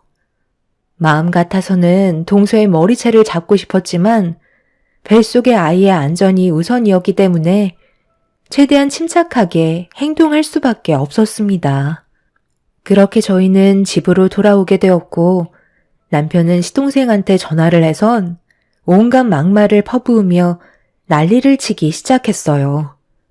수화기에서는 시동생이 남편에게 미안하다는 말만 반복해서 들리고 있었죠.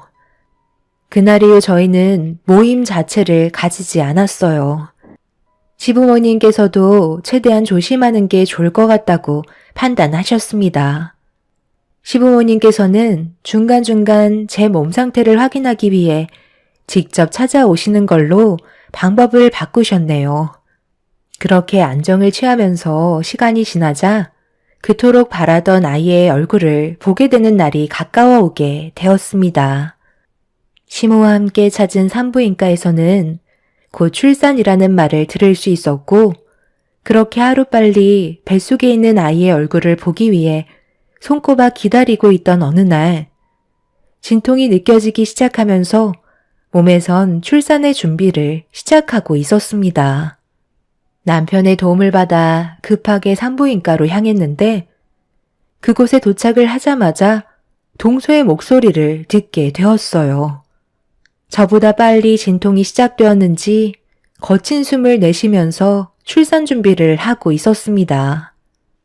그런데 동서가 저를 보자마자 분노한 얼굴로 달려들려 하길래 남편이 가로막아서며 시동생한테 빨리 데려가라며 화를 내기 시작했어요.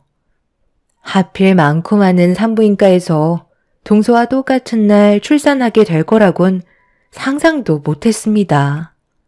그리고 뒤이어 시부모님께서 산부인과에 도착을 하셨고, 진통을 겪으면서도 난리를 치고 있던 동서를 본 시모는 한숨을 내쉬셨네요.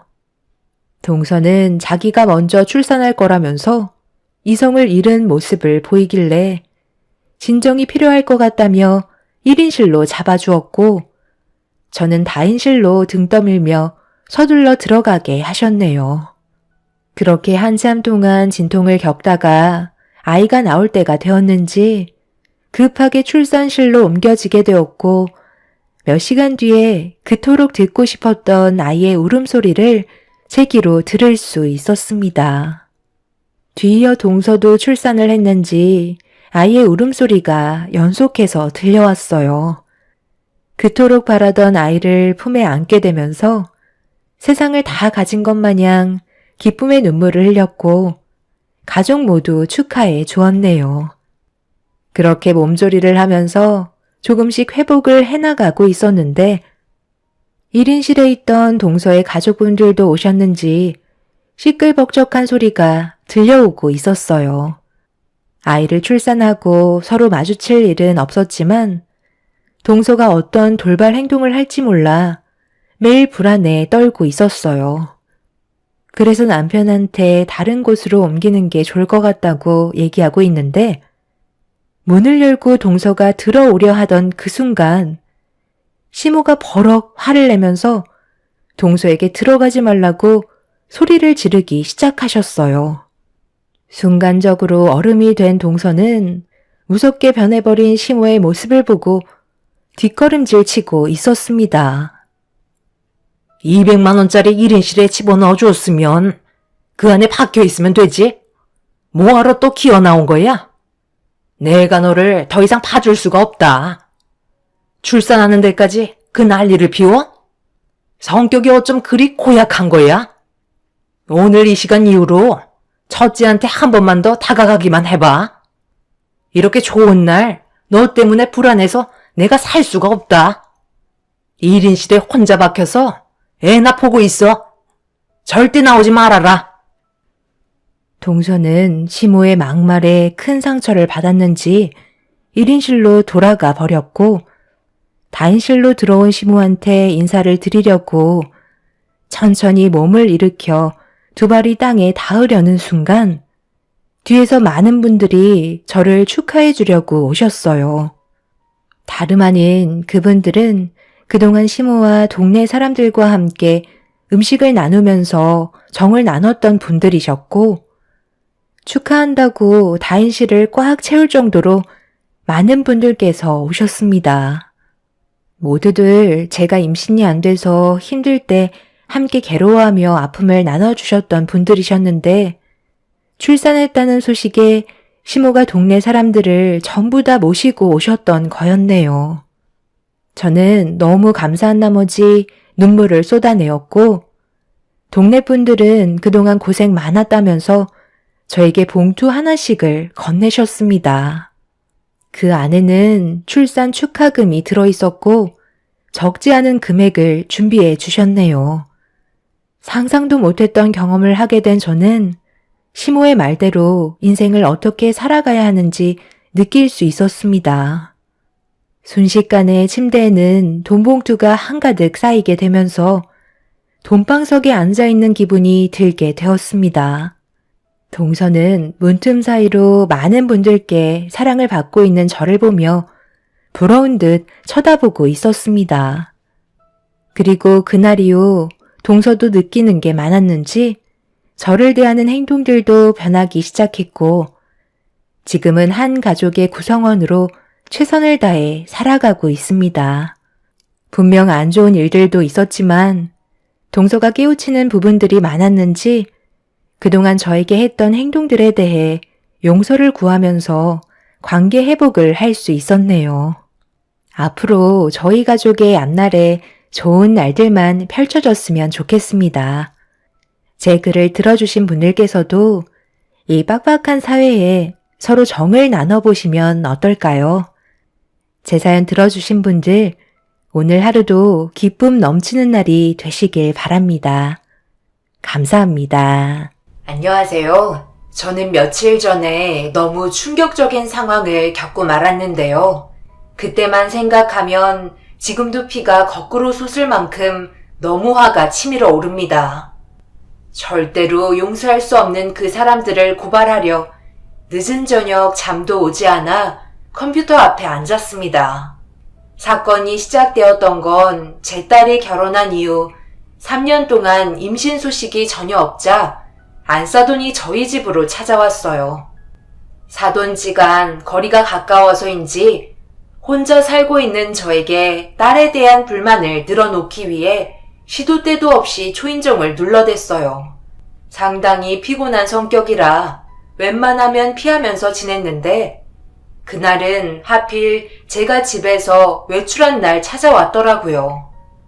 볼일을 마치고 집으로 들어가려 하던 도중 걸려온 전화라 받지 않고 상황을 지켜보기로 했었죠.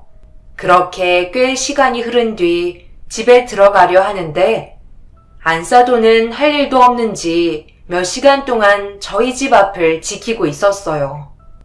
집으로 돌아가려는 안사돈이 건물에서 나오면서 제가 상황을 파악하려 조심스럽게 집 앞에 가까이 다가간 순간 서로 마주치게 되었던 거죠. 안사돈은 얼굴이 일그러지면서 왜 전화 안 받았냐고 난리를 치기 시작했어요. 그래서 정신없이 바빠서 확인을 하지 못했다며 얼버무렸죠. 안사돈은 저에게 말할 일이 있다며 당장 현관문을 열어달라고 재촉하길래 어쩔 수 없이 저희 집에 함께 들어왔습니다. 해도 너무하다고 생각되지 않아요? 이건 정말 아닌 것 같아서 이렇게 찾아온 거예요. 웬만해선 안 오려 했는데 재속이 얼마나 문드러졌으면 왔겠어요? 연우가 글쎄 아이를 안 가지겠다고 포기 선언을 했다고요. 우리 집 딸을 끊어버릴 생각으로 결혼시킨 건 아니잖아요. 이런 건 사돈이 잘 좀 신경 써주셔야죠. 언제까지 저희가 연우 눈치를 봐야 하는 거예요? 임신 좀 해달라고 왜 부탁을 해야 하냔 말입니까? 제 말이 틀렸어요? 처음부터 몸이 약하다는 말을 들었을 때 기분이 썩 좋지 않아서 제가 몇 번이고 결혼 반대했던 거 아시죠?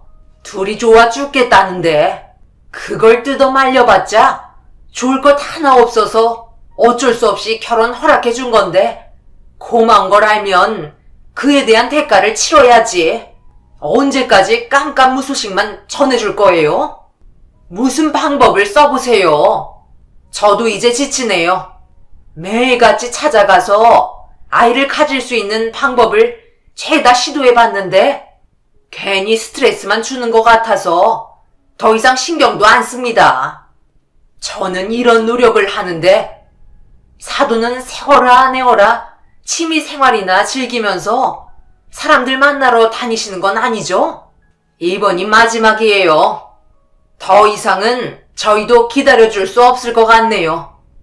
제 아들은 점점 나이가 들어가는데 가져도 진작에 가졌어야 할 자기 자식을 못 보니 얼마나 괴롭고 힘들겠어요? 말은 안 하고 있지만 뒤에서 축 처진 어깨만 봐도 딱 알겠더라고요. 그러니 이번에 무슨 수를 써서라도 좋은 소식 들려줬으면 좋겠네요. 그렇지 않으면 이제 창민이랑 연우는 이혼하는 걸로 알고 있겠습니다. 대충 무슨 말인지 알아들으셨죠? 안사도는 자기가 할 말이 다 끝이 났는지 자리에서 일어나 집으로 돌아갔지만 이런 말을 들으니 기분이 좋지 않더라고요. 한두 번도 아니고 임신이 실패가 될 때면 저에게 찾아와 꼭 한마디 하고 돌아갔어요. 상처되는 말을 듣고 있었는데 그날따라 먼저 세상을 떠나버린 남편이 너무 그리웠어요. 제 옆을 지켜줬었다면 안사도는 아무 말도 하지 못했을 텐데 홀로 살고 있는 저를 너무 무시하는 것 같아 기분이 점점 상하기 시작했죠. 그리고 안사돈이 저희 집에 왔다 간 걸 사위가 알았는지 전화가 울려왔어요. 받아봤자 뻔한 대답 듣게 될 것 같아 그냥 안 받고 집안일을 하고 있는데 현관문 밖에서 딸의 목소리가 들려왔습니다. 여긴 어쩐 일이야? 들어가서 푹 쉬지 않고 얼마 전에 시험관 끝나서 지금도 많이 힘들 텐데 그렇지 않아도 아까 안사돈 왔다 갔었다. 연우야, 많이 힘들면 여기서 그만두는 게 어떻겠니? 아무래도 그렇게 하는 게 좋을 것 같다. 지금 모두가 힘든 상황인데 계속 무리하게 붙잡고 있을 순 없잖니. 엄마도 많이 답답한데 연우 너는 얼마나 힘들겠어. 그동안 정말 고생 많았잖아. 여기서 이제 그만 멈추고 다시 시작하는 게 좋지 않겠어? 엄마는 우리 딸이 행복한 결혼 생활하는 걸 보고 싶은 거지. 이렇게까지 욕을 먹고 있는 모습을 보려고 지금까지 애지중지 홀로 너를 키운 게 아니야. 그러니까 여기서 끝내는 걸로 하자. 엄마, 저도 지금 많은 고민을 하고 있어요. 그리고 좀 전에 그이와 안 좋은 말도 오고 갔고요. 계속 남편 뒤에서 안 좋은 입김을 불어넣다 보니까 본인도 정신적으로 많이 힘들었는지 갑자기 저에게 짜증을 내더라고요. 모든 게 꼭 제 잘못인 것 마냥 몰아가길래 한바탕 하고 왔어요. 남들은 잘 되는 임신이 왜 저희에겐 찾아오지 못하는지 모르겠어요. 그래서 저도 조만간 이혼하려고 생각 중이에요. 더 이상 이렇게는 살고 싶지 않거든요. 차라리 새롭게 다시 시작하는 게 좋겠어요. 그래, 잘 생각했다. 저 집안과는 처음부터 잘못된 만남이었던 것 같으니까 최대한 빨리 정리하고 집에 다시 들어와. 딸과 한참 동안 대화를 주고받으면서 앞으로 어떻게 살아가야 할지 계획을 세우기 시작했어요. 그런데 계속해서 전화 연결이 되지 않아 답답했는지 사위가 현관문을 두드리며 화를 내고 있길래 이왕 온 김에 한 소리 해줘야 할 것 같아서 문을 열어줬습니다. 그러자 저에게 불만을 늘어놓으면서 제 딸을 찾길래 만나고 싶어 하지 않는다며 돌려보내려 하는데 갑자기 무릎을 꿇더라고요. 아니 갑자기 이게 뭐하는 짓인가? 자네가 왜 내 앞에서 무릎을 꿇는 거야? 뭘 원해서 이렇게까지 하는지 모르겠다만 이미 연우는 마음을 접은 것 같네. 솔직히 자네도 그동안 많이 힘들어서 내 딸에게 막대한 거 아닌가? 날이 가면 갈수록 서로의 마음이 점점 닫혀가는데 시간을 끌어봤자 뭐하겠나? 내 생각도 이대로 끝내는 게 맞는다고 생각하네. 장모님, 연우한테 무슨 말을 어디까지 들으셨는지 모르겠지만 저는 처음이나 지금이나 제 마음 전혀 변하지 않았어요. 제가 어디 가서 연우 같은 여자를 만납니까? 같이 살아가면서 당연히 힘든 점은 생길 수 있는 거잖아요. 저도 언제나 한결같은 마음을 유지하는 건 어렵고요. 뒤에서 부모님의 압박을 받고 있는 저 또한 많은 스트레스를 받아왔었습니다. 당연히 연우가 더 많이 힘들었겠죠. 하지만 그걸 지켜보고 있던 저도 정신적인 고통이 너무 많았어요. 연우와 대화할 수 있게 한 번만 기회를 주세요. 이대로 끝내는 건 서로에게도 좋은 영향은 아니라고 생각돼요. 좋게 풀어서 잘 해결할 테니 제발 연우와 대화 좀 할 수 있게 허락해 주세요. 장모님은 제 마음 이해해 주셔야죠. 제가 아이를 너무 원하고 있다는 것도 잘 아시잖아요. 사위는 결혼 전부터 저희 집에 인사 왔을 때 아이를 간절히 원하고 있었어요. 되도록이면 많이 낳아서 대가족을 이루고 싶어하는 마음을 가지고 있었습니다. 당연히 제 딸도 같은 생각을 가지고 있었죠. 몸이 좀 약하긴 했어도 관리만 잘하면 큰 문제는 없을 줄 알았어요. 그런데 이런 일이 발생될 거라곤 전혀 생각하지 못했기 때문에 양가 집안 모두 당황스러워 했었죠. 결국 사돈댁의 조급함이 사위와 제 딸 사이를 점점 멀어지게 만들었고 상처도 많이 받게 되면서 결국 이혼 얘기까지 나오게 된 거였어요. 서로가 맞지 않으면 미련하게 그걸 붙잡고 있는 것보단 차라리 하루라도 시간을 버는 게 둘에게는 이득일 것 같아 사돈이 이혼 얘기가 나왔을 때부터 저희는 아예 마음을 접을 수 있었습니다. 하지만 사위는 그걸 받아들일 수 없었는지 저희 집 앞에서 연우가 나올 때까지 절대 일어나지 않았고 결국엔 눈물까지 흘리면서 제 발목을 잡곤 놓아주지 않았어요. 저는 오로지 딸의 입장만 생각해야 하지만 둘 사이가 얼마나 심각하게 안 좋은 건지 다 알 수 없기 때문에 참 난감한 상황이었습니다.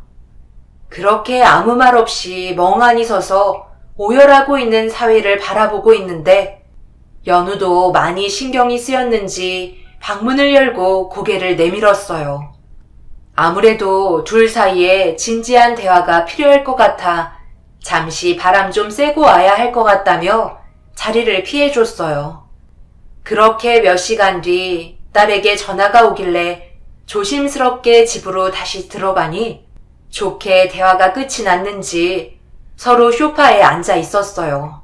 부부 사이 캐묻는 것도 아닌 것 같아 일단 상황을 지켜보기로 하면서 진정된 둘을 집으로 돌려보냈습니다. 그 뒤로 큰 문제 없이 잘 지내고 있었는지 한동안 연락이 없었어요. 그래서 잘 살고 있는지 궁금한 마음에 사위에게 전화를 해보니 저희 집에 찾아온 이후 단 한 번도 다툰 적이 없이 지내고 있다는 말에 안심을 하게 되었죠. 그리고 딸에게 전화를 하니 다시 한번 임신을 하기 위해 많은 것들을 시도하고 있다는 말에 걱정도 돼서 저녁에 잠시 단둘이 만나기로 약속을 잡게 되었어요. 이번에도 실패를 한다면 또 어떤 상처를 받게 될지 몰라 걱정스러워 딸의 생각을 듣고 싶었죠. 이혼하는 게 좋은 건 아니지만 엄마는 이번에도 실패하게 되면 또 다른 상처를 얻게 될까봐 그게 걱정이네. 잘 될 거예요. 그렇게 믿고 있어야죠. 저에게도 분명 기회가 올 거라 생각해요. 엄마, 너무 걱정하지 마요. 그건 그때 가서 생각하는 게 좋겠어요. 시어머니가 어떻게 나오든 일단 지금 당장 임신이 될지 안 될지부터 걱정인걸요. 그래, 네가 잘 해나갈 거라 믿고 있지만 몸이 상하면 아무 소용없는 거야. 그나저나 지금은 전혀 아무 일 없는 거야? 네, 김서방이 예전보다 더 잘해줘요. 그리고 제가 건강할 수 있게 옆에서 많이 신경 써주니까 너무 걱정 안 하셔도 돼요. 딸의 얼굴만 봐도 어떤 상황인지 대충 알 수 있을 정도로 감정 기복이 심한 딸인데 그날 봤을 때는 큰 문제 없이 사위와 잘 지내고 있는 것 같아 보였어요.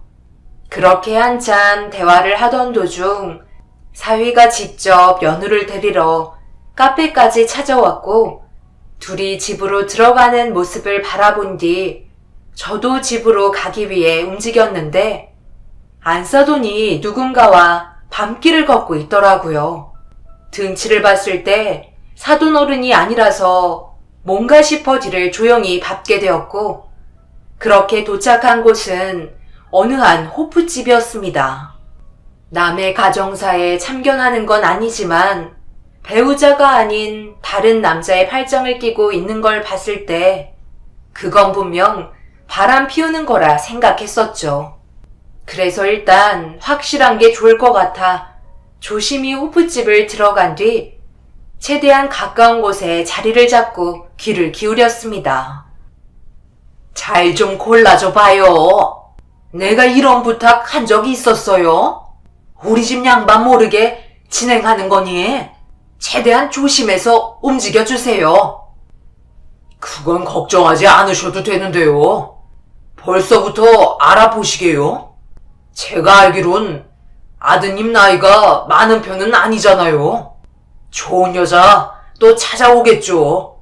무작정 자리를 맡는다고 해서 성사되는 것도 아니고 제가 알고 있는 여자들은 거의 30대 후반에서 40대가 넘어가요. 차라리 결혼정보 회사 같은데 알아보시죠. 그쪽이 여자들의 조건이 더 좋지 않을까요? 거기 있는 여자들 머리만 컸지 실속은 전혀 없잖아요. 돈만 밝히는 여자들 뭐가 좋다고 데리고 살아요? 내가 아무리 생각해봐도 북쪽 여자가 제일 좋다니까. 남자한테 깍듯하고 거기에다 자식들도 순풍순풍 낳을 것처럼 생겨서 악발이 근성이 있잖아요. 남쪽으로 내려오려면 자기 목숨을 담보로 뛰어들어야 하는 건데 정신력이 얼마나 강하겠어요? 거기에다 한국 문화는 거의 모르니 데리고 살기에도 딱 좋고 이만한 며느리감은 없을 것 같아서 이렇게 부탁하는 거예요. 그럼 일단 이혼 확인되는 즉시 연락 주세요. 서류상 문제가 있으면 저희도 회사에 문제가 생기거든요. 일단 괜찮은 분들 몇 분 만나보셔야 하니까 성금은 내일까지 입금해 주시고요. 아마 딱 봤을 때부터 마음에 드실 거예요. 둘이 바람을 피우는 현장을 목격한 줄 알았는데 전혀 생각하지 못했던 반전 상황을 겪게 되면서 몸이 바들바들 떨리기 시작했어요. 말도 안 되는 안사돈의 계획에 핸드폰에 있던 녹음기를 켠 상태로 둘이 자리에서 일어날 때까지 그 자리를 지키고 있었습니다. 그렇게 대화가 끝이 나고 안사돈과 의문의 남자가 서로 갈라서자마자 뒤를 따라가 안사돈의 어깨를 붙잡았어요. 깜짝 놀랐는지 저를 보더니 급하게 주위를 살피기 시작했어요. 아마 함께 있었던 남자가 주위에 있는지 확인하는 것 같았습니다. 제가 아무 말 없이 안사돈을 쳐다보니 자기가 뭘 잘못하고 있는지 알고 있는 듯 시선을 회피하길래 아무렇지도 않은 척 뭐하고 있었냐고 물어보니 동네에서 그냥 아는 사람을 만나고 방금 헤어진 거라는 어처구니 없는 답변으로 돌아오더라고요. 화를 가라앉힐 수 없는 상황이었어요.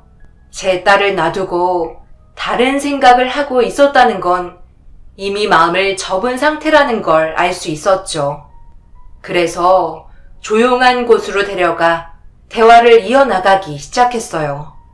처음엔 화들짝 놀라면서 잘못 봤다고 얘기했으나 핸드폰을 꺼내 녹음된 내용을 들려주자 화들짝 놀라면서 살려달라고 핸드폰을 뺏으려 들길래 안사돈을 밀친 뒤 난리를 치고 말았네요.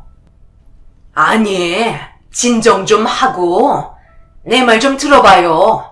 언제까지 우리도 마냥 기다릴 수는 없는 거잖아. 녹음된 내용에도 나와 있네. 이혼하고 난 뒤에 진행될 일이라니까. 벌써부터 걱정하지 않아도 되는 내용이에요. 연우한테 말 못 들었어요? 이번에도 임신이 안 되면 둘이 갈라서기로 했어요. 마지막이다 생각하고 많은 것들을 동원해 노력하고 있는 중이라고요. 뭐라고요? 저한테는 그런 말 한 적 없는데요. 그렇다고 벌써부터 이런 일을 꾸며요? 이런 건 이혼하고 나서 해도 되는 거 아닌가요? 저는 지금의 상황 그냥 넘어갈 수 없을 것 같습니다. 내 딸이 버젓이 며느리 노릇하고 있는데 뒤에서 이런 짓을 벌이면 누가 좋아하겠어요? 차라리 그냥 내일 바로 이혼 처리하는 게 좋을 것 같네요. 그리고 이 문제는 둘 사이에도 상처를 준다는 거 몰라요?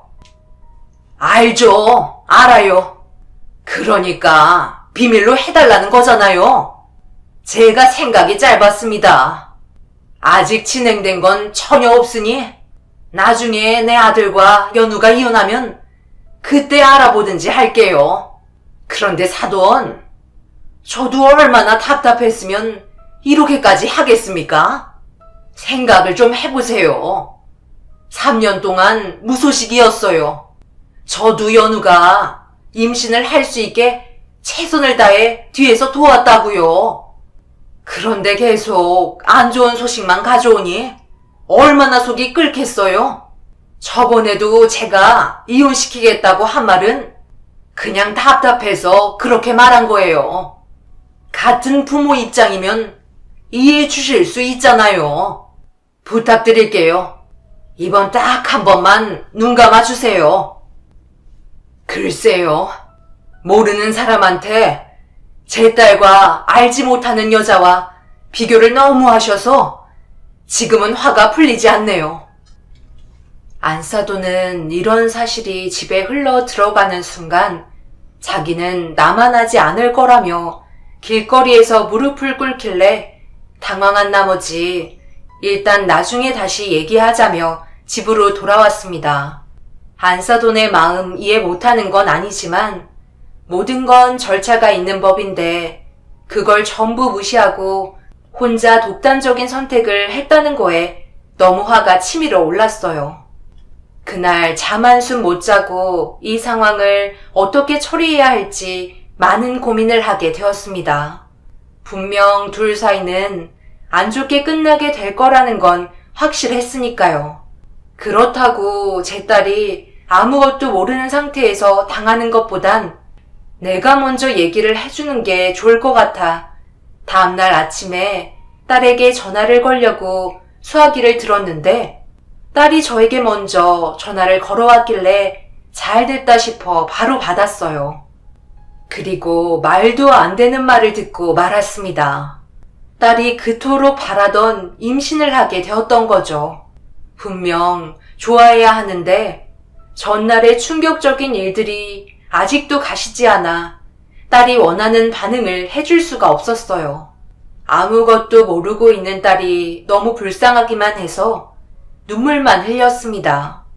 수화기를 통해 흐느끼는 소리를 들었는지 딸은 아무것도 모른 채 같이 눈물을 흘렸고 그렇게 전화가 끊어지자마자 안사돈에게 바로 전화가 또 걸려왔습니다. 분명 사위에게 제 딸이 임신했다는 소식을 듣게 됐는지 사태를 수습하기 위해 전화를 한 것 같아 일단 받아봤습니다. 안사돈은 눈물을 흘리면서 저에게 자신이 한 행동에 대해 충분히 뉘우치고 있으니 전날의 일들은 전부 잊어주기를 바라고 있었어요. 그 말을 듣고 있는데 아무 말도 할 수가 없었습니다. 사돈, 연우가 임신했다는 소식 들었죠? 저도 아침부터 창민이한테 전화 와서 받자마자 엄청 놀랐다니까요. 저희가 얼마나 바라던 아이였어요. 그래서 이번 기회에 출산할 때까지 우리 집에 와서 붙어 있으라고 얘기했어요. 그렇게 해도 되죠? 어제 일은 제가 정말 죄송해요. 오늘 기분 좋은 날인데 설마 연우한테 얘기하실 건 아니죠? 제가 그동안 못한 것도 있고 그래서 저희 집에서 푹 쉬면서 몸 관리 받으라고 얘기했어요. 어렵게 얻은 만큼 정성을 쏟아야죠. 그냥 연우는 본인 집에 놔두는 게 좋지 않을까요? 그건 사돈 생각이시지. 연우는 그렇지 않을 거예요. 사돈집에 들어가서 두 벌 뻗고 편히 지낼 수 있을 것 같아요? 눈치 보여서 절대 그렇게 못합니다. 그리고 저는 아직 사돈을 용서해 준 게 아니에요. 제 딸에게 조금이라도 문제가 생긴다면 녹음해 두었던 내용은 바로 밝히겠습니다. 그러니 항상 조심하셨으면 좋겠어요. 안사돈은 제 딸이 임신했다는 소식을 듣곤 좋은 기회라고 생각했는지 전날에 있었던 상황에 대해 잊어주길 바라고 있었어요. 그런 모습이 너무 가식처럼 느껴졌고 용서해주기에는 선을 넘었었기 때문에 묵묵히 지켜만 보고 있었습니다.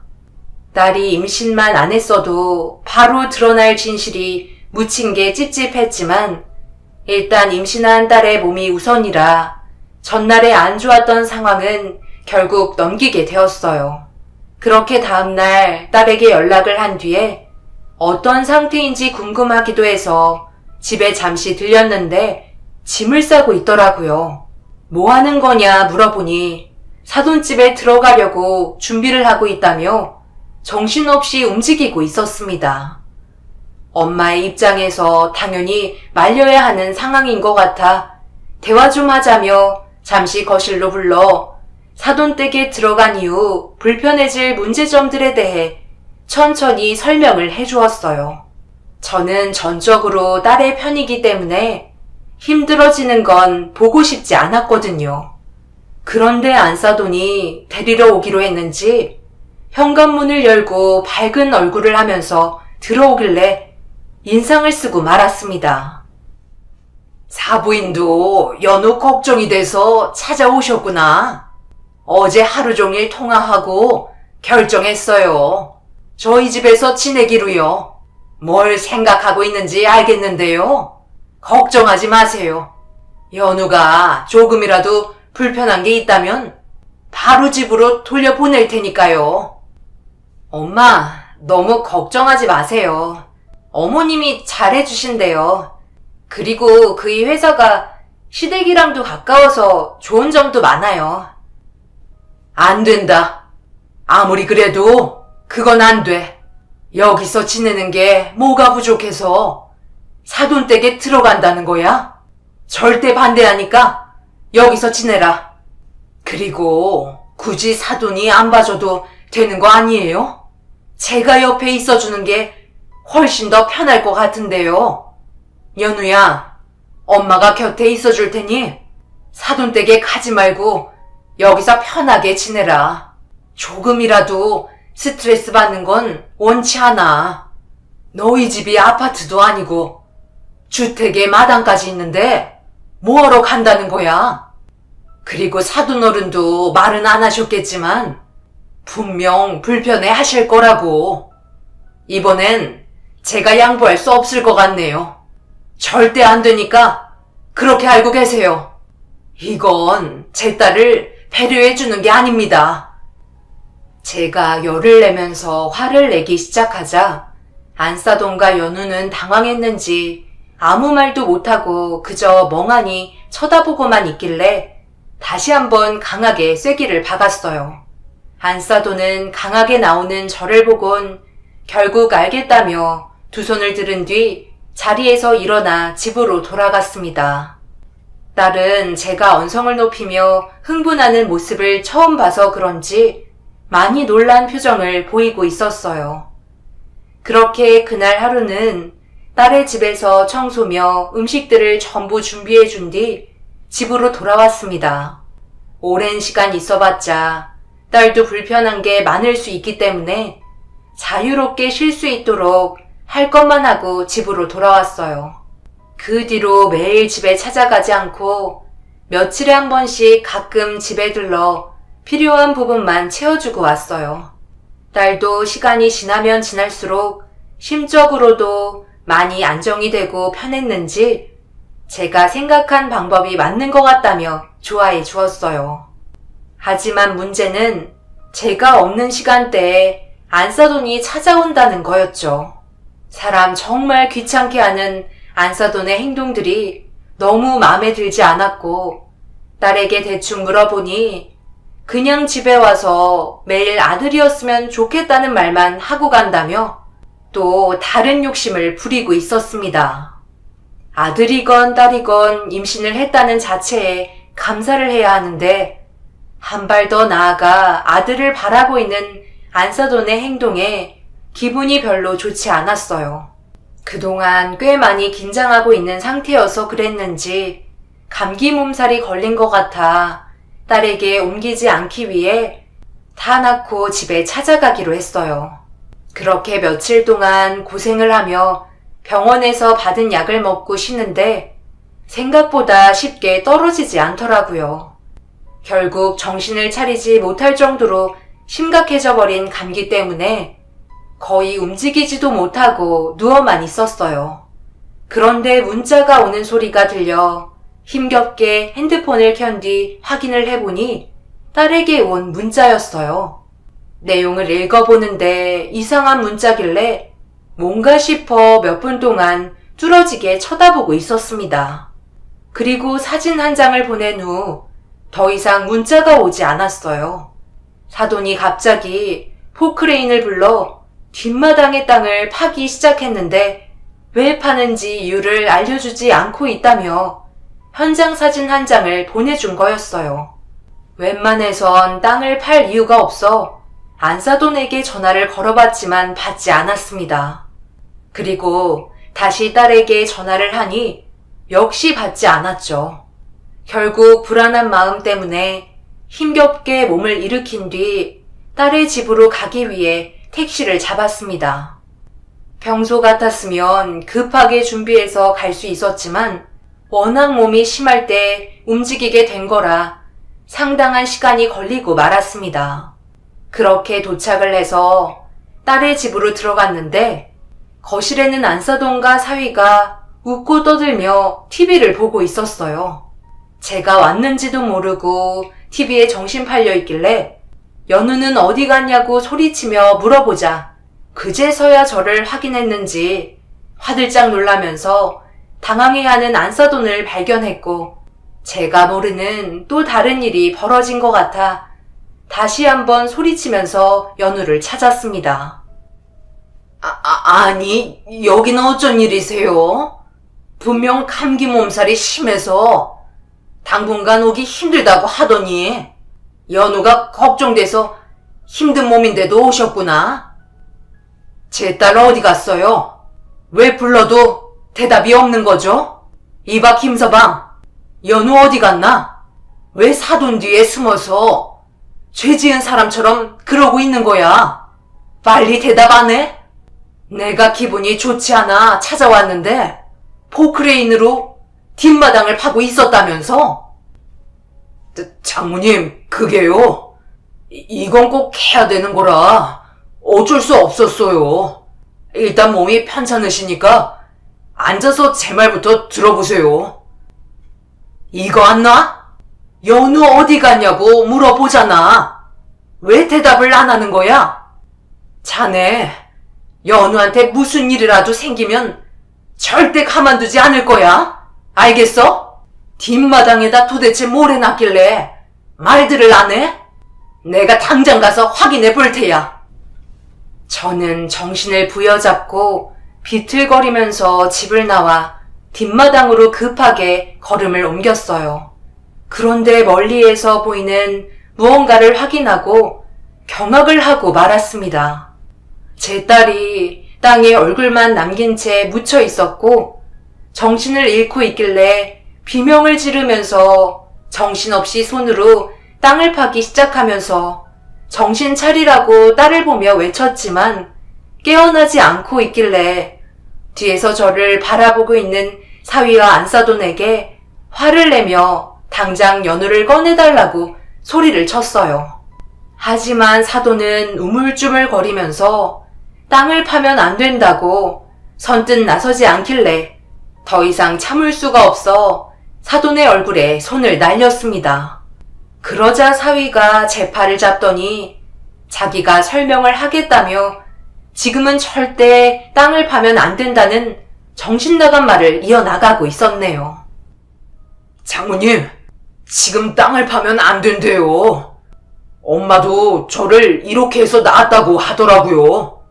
엄마 집안에서 대대로 내려오는 풍습 같아요.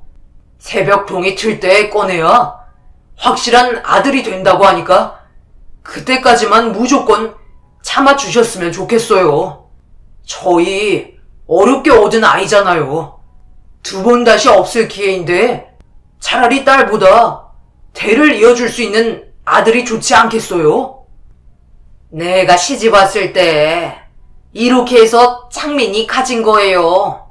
당연히 믿지 못하겠지만 예전에 살던 그 동네에서 전부 다 이렇게 해서 아들을 봤다고 하더라고요. 임신을 하면 몸에 열기가 올라오잖아요. 그걸 내려줘야 되는데 그렇지 못하면 성별이 딸로 바뀐다고 하더라고요. 그런데 하필 지금 날씨도 더워서 딸일 수 있는 확률이 높잖아요. 그래서 걱정이 많이 됐었는데 제가 창민이 가졌을 때 생각이 나더라고요. 딱 하루만 땅속에서 몸의 열기를 내려주면 무조건 아들이 나올 테니 지금은 좀 힘들어도 그냥 지켜만 보세요. 제 말이 맞다니까요. 동이 트면 날이 따뜻해지니까 그 전에 빼는 게 제일 좋아요. 뭔 정신 나간 소리야. 너희들 미쳤어? 내 딸이 쓰러졌잖아. 아들, 딸 필요 없으니까 당장 내 딸 땅속에서 꺼내라고. 사돈과 사위는 제 말을 듣지 않았어요. 너무 화가 난 나머지 절대 가만두지 않겠다며 곧바로 경찰서에 신고를 했고 빠르게 달려온 경찰분들과 구조대의 도움으로 연우가 땅속에서 나올 수 있었는데 창백해진 얼굴과 몸을 본 순간 오열을 하고 말았습니다. 급하게 응급실에 도착한 연우는 서둘러 몸의 열기를 높이기 위해 따뜻하게 해줄 수 있는 방법을 동원했어요.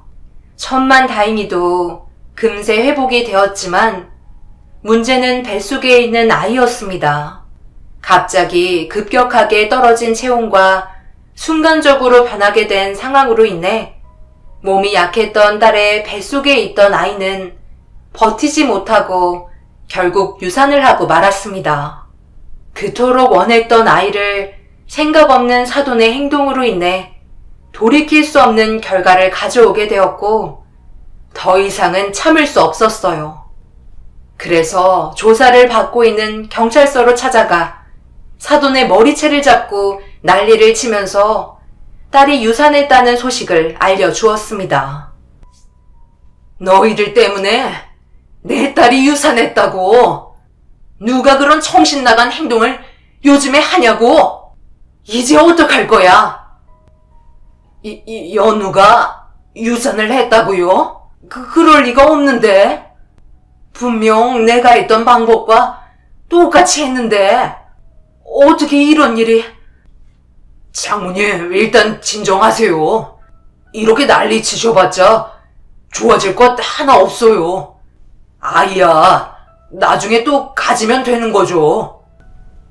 저는 사위의 마지막 한마디의 말에 결국 잡고 있던 이성까지 놓게 되면서 제가 아닌 다른 사람으로 변하게 되어 버렸습니다. 그렇게 정신을 차려보니 사위는 비명을 지르면서 중요한 부위를 부여잡고 바닥을 뒹굴고 있었습니다. 그리고 그 사이 사돈 어른이 경찰서에 도착하면서 제가 가지고 있던 녹음된 파일도 전부 공개를 하게 되었죠. 생각 없이 행동한 안사돈은 사돈 어른에게 머리채를 잡혔고 경찰서는 아수라장이 되어버렸습니다. 그리고 이 문제로 제 딸과 사이는 이혼을 하게 되었지만 땅속을 직접 데리고 들어간 게 사위였다고 그때의 상황을 설명해준 연우의 말에 눈물이 멈추지 않았네요. 지금도 연우는 그때의 일들 때문에 정신과 치료는 물론 병원에서도 통원 치료를 받고 있는 상태입니다. 그리고 못된 사이놈은 제가 그곳을 세차게 걷어차게 되면서 터지고 말았는지 2번 다시 아이를 가질 수 없는 몸이 되어버렸죠. 중요 부위 2개가 터져서 잘라내야만 했다고 합니다. 더 이상 그 집안은 씨를 만들 수 없는 상태가 되어버린 넷이 아들을 데리고 살아야 하는 거였죠. 그리고 전적으로 모든 건 처음부터 사돈댁에서 시작을 했기 때문에 법적으로 이혼 이자료와 정신적인 손해배상 청구를 저희 쪽으로 유리하게 적용이 될 수 있게 정리가 되었어요. 사돈댁의 무모한 짓 때문에 아이까지 잃었고 하마터면 제 딸까지 위험해질 수도 있었으니까요. 그래서 저는 지금도 그 사람들을 절대로 용서해 줄 수가 없어요. 그때 당시 뒷마당에 얼굴만 나온 채 몸이 묻혀있던 제 딸이 얼마나 힘들었을지 생각만 하면 지금도 속이 뒤집힐 정도로 화가 치밀어 오릅니다. 여러분들께서는 제가 겪은 일에 대해 어떻게 생각하시는지 궁금합니다. 그리고 그 가족들을 더 처벌할 수 있는 방법이 있을지 의견도 듣고 싶어요. 마지막으로 저희 가족에게도 위로의 한마디 해주신다면 정말 감사하겠습니다. 지금도 많은 충격에 헤어나오지 못하는 제 딸이 너무 불쌍하기만 하네요. 제 사연 들어주신 분들, 오늘 하루도 정말 고생 많으셨습니다. 언제나 행복하시고 하시는 일 뭐든지 잘 되시길 기원 드리겠습니다. 감사합니다.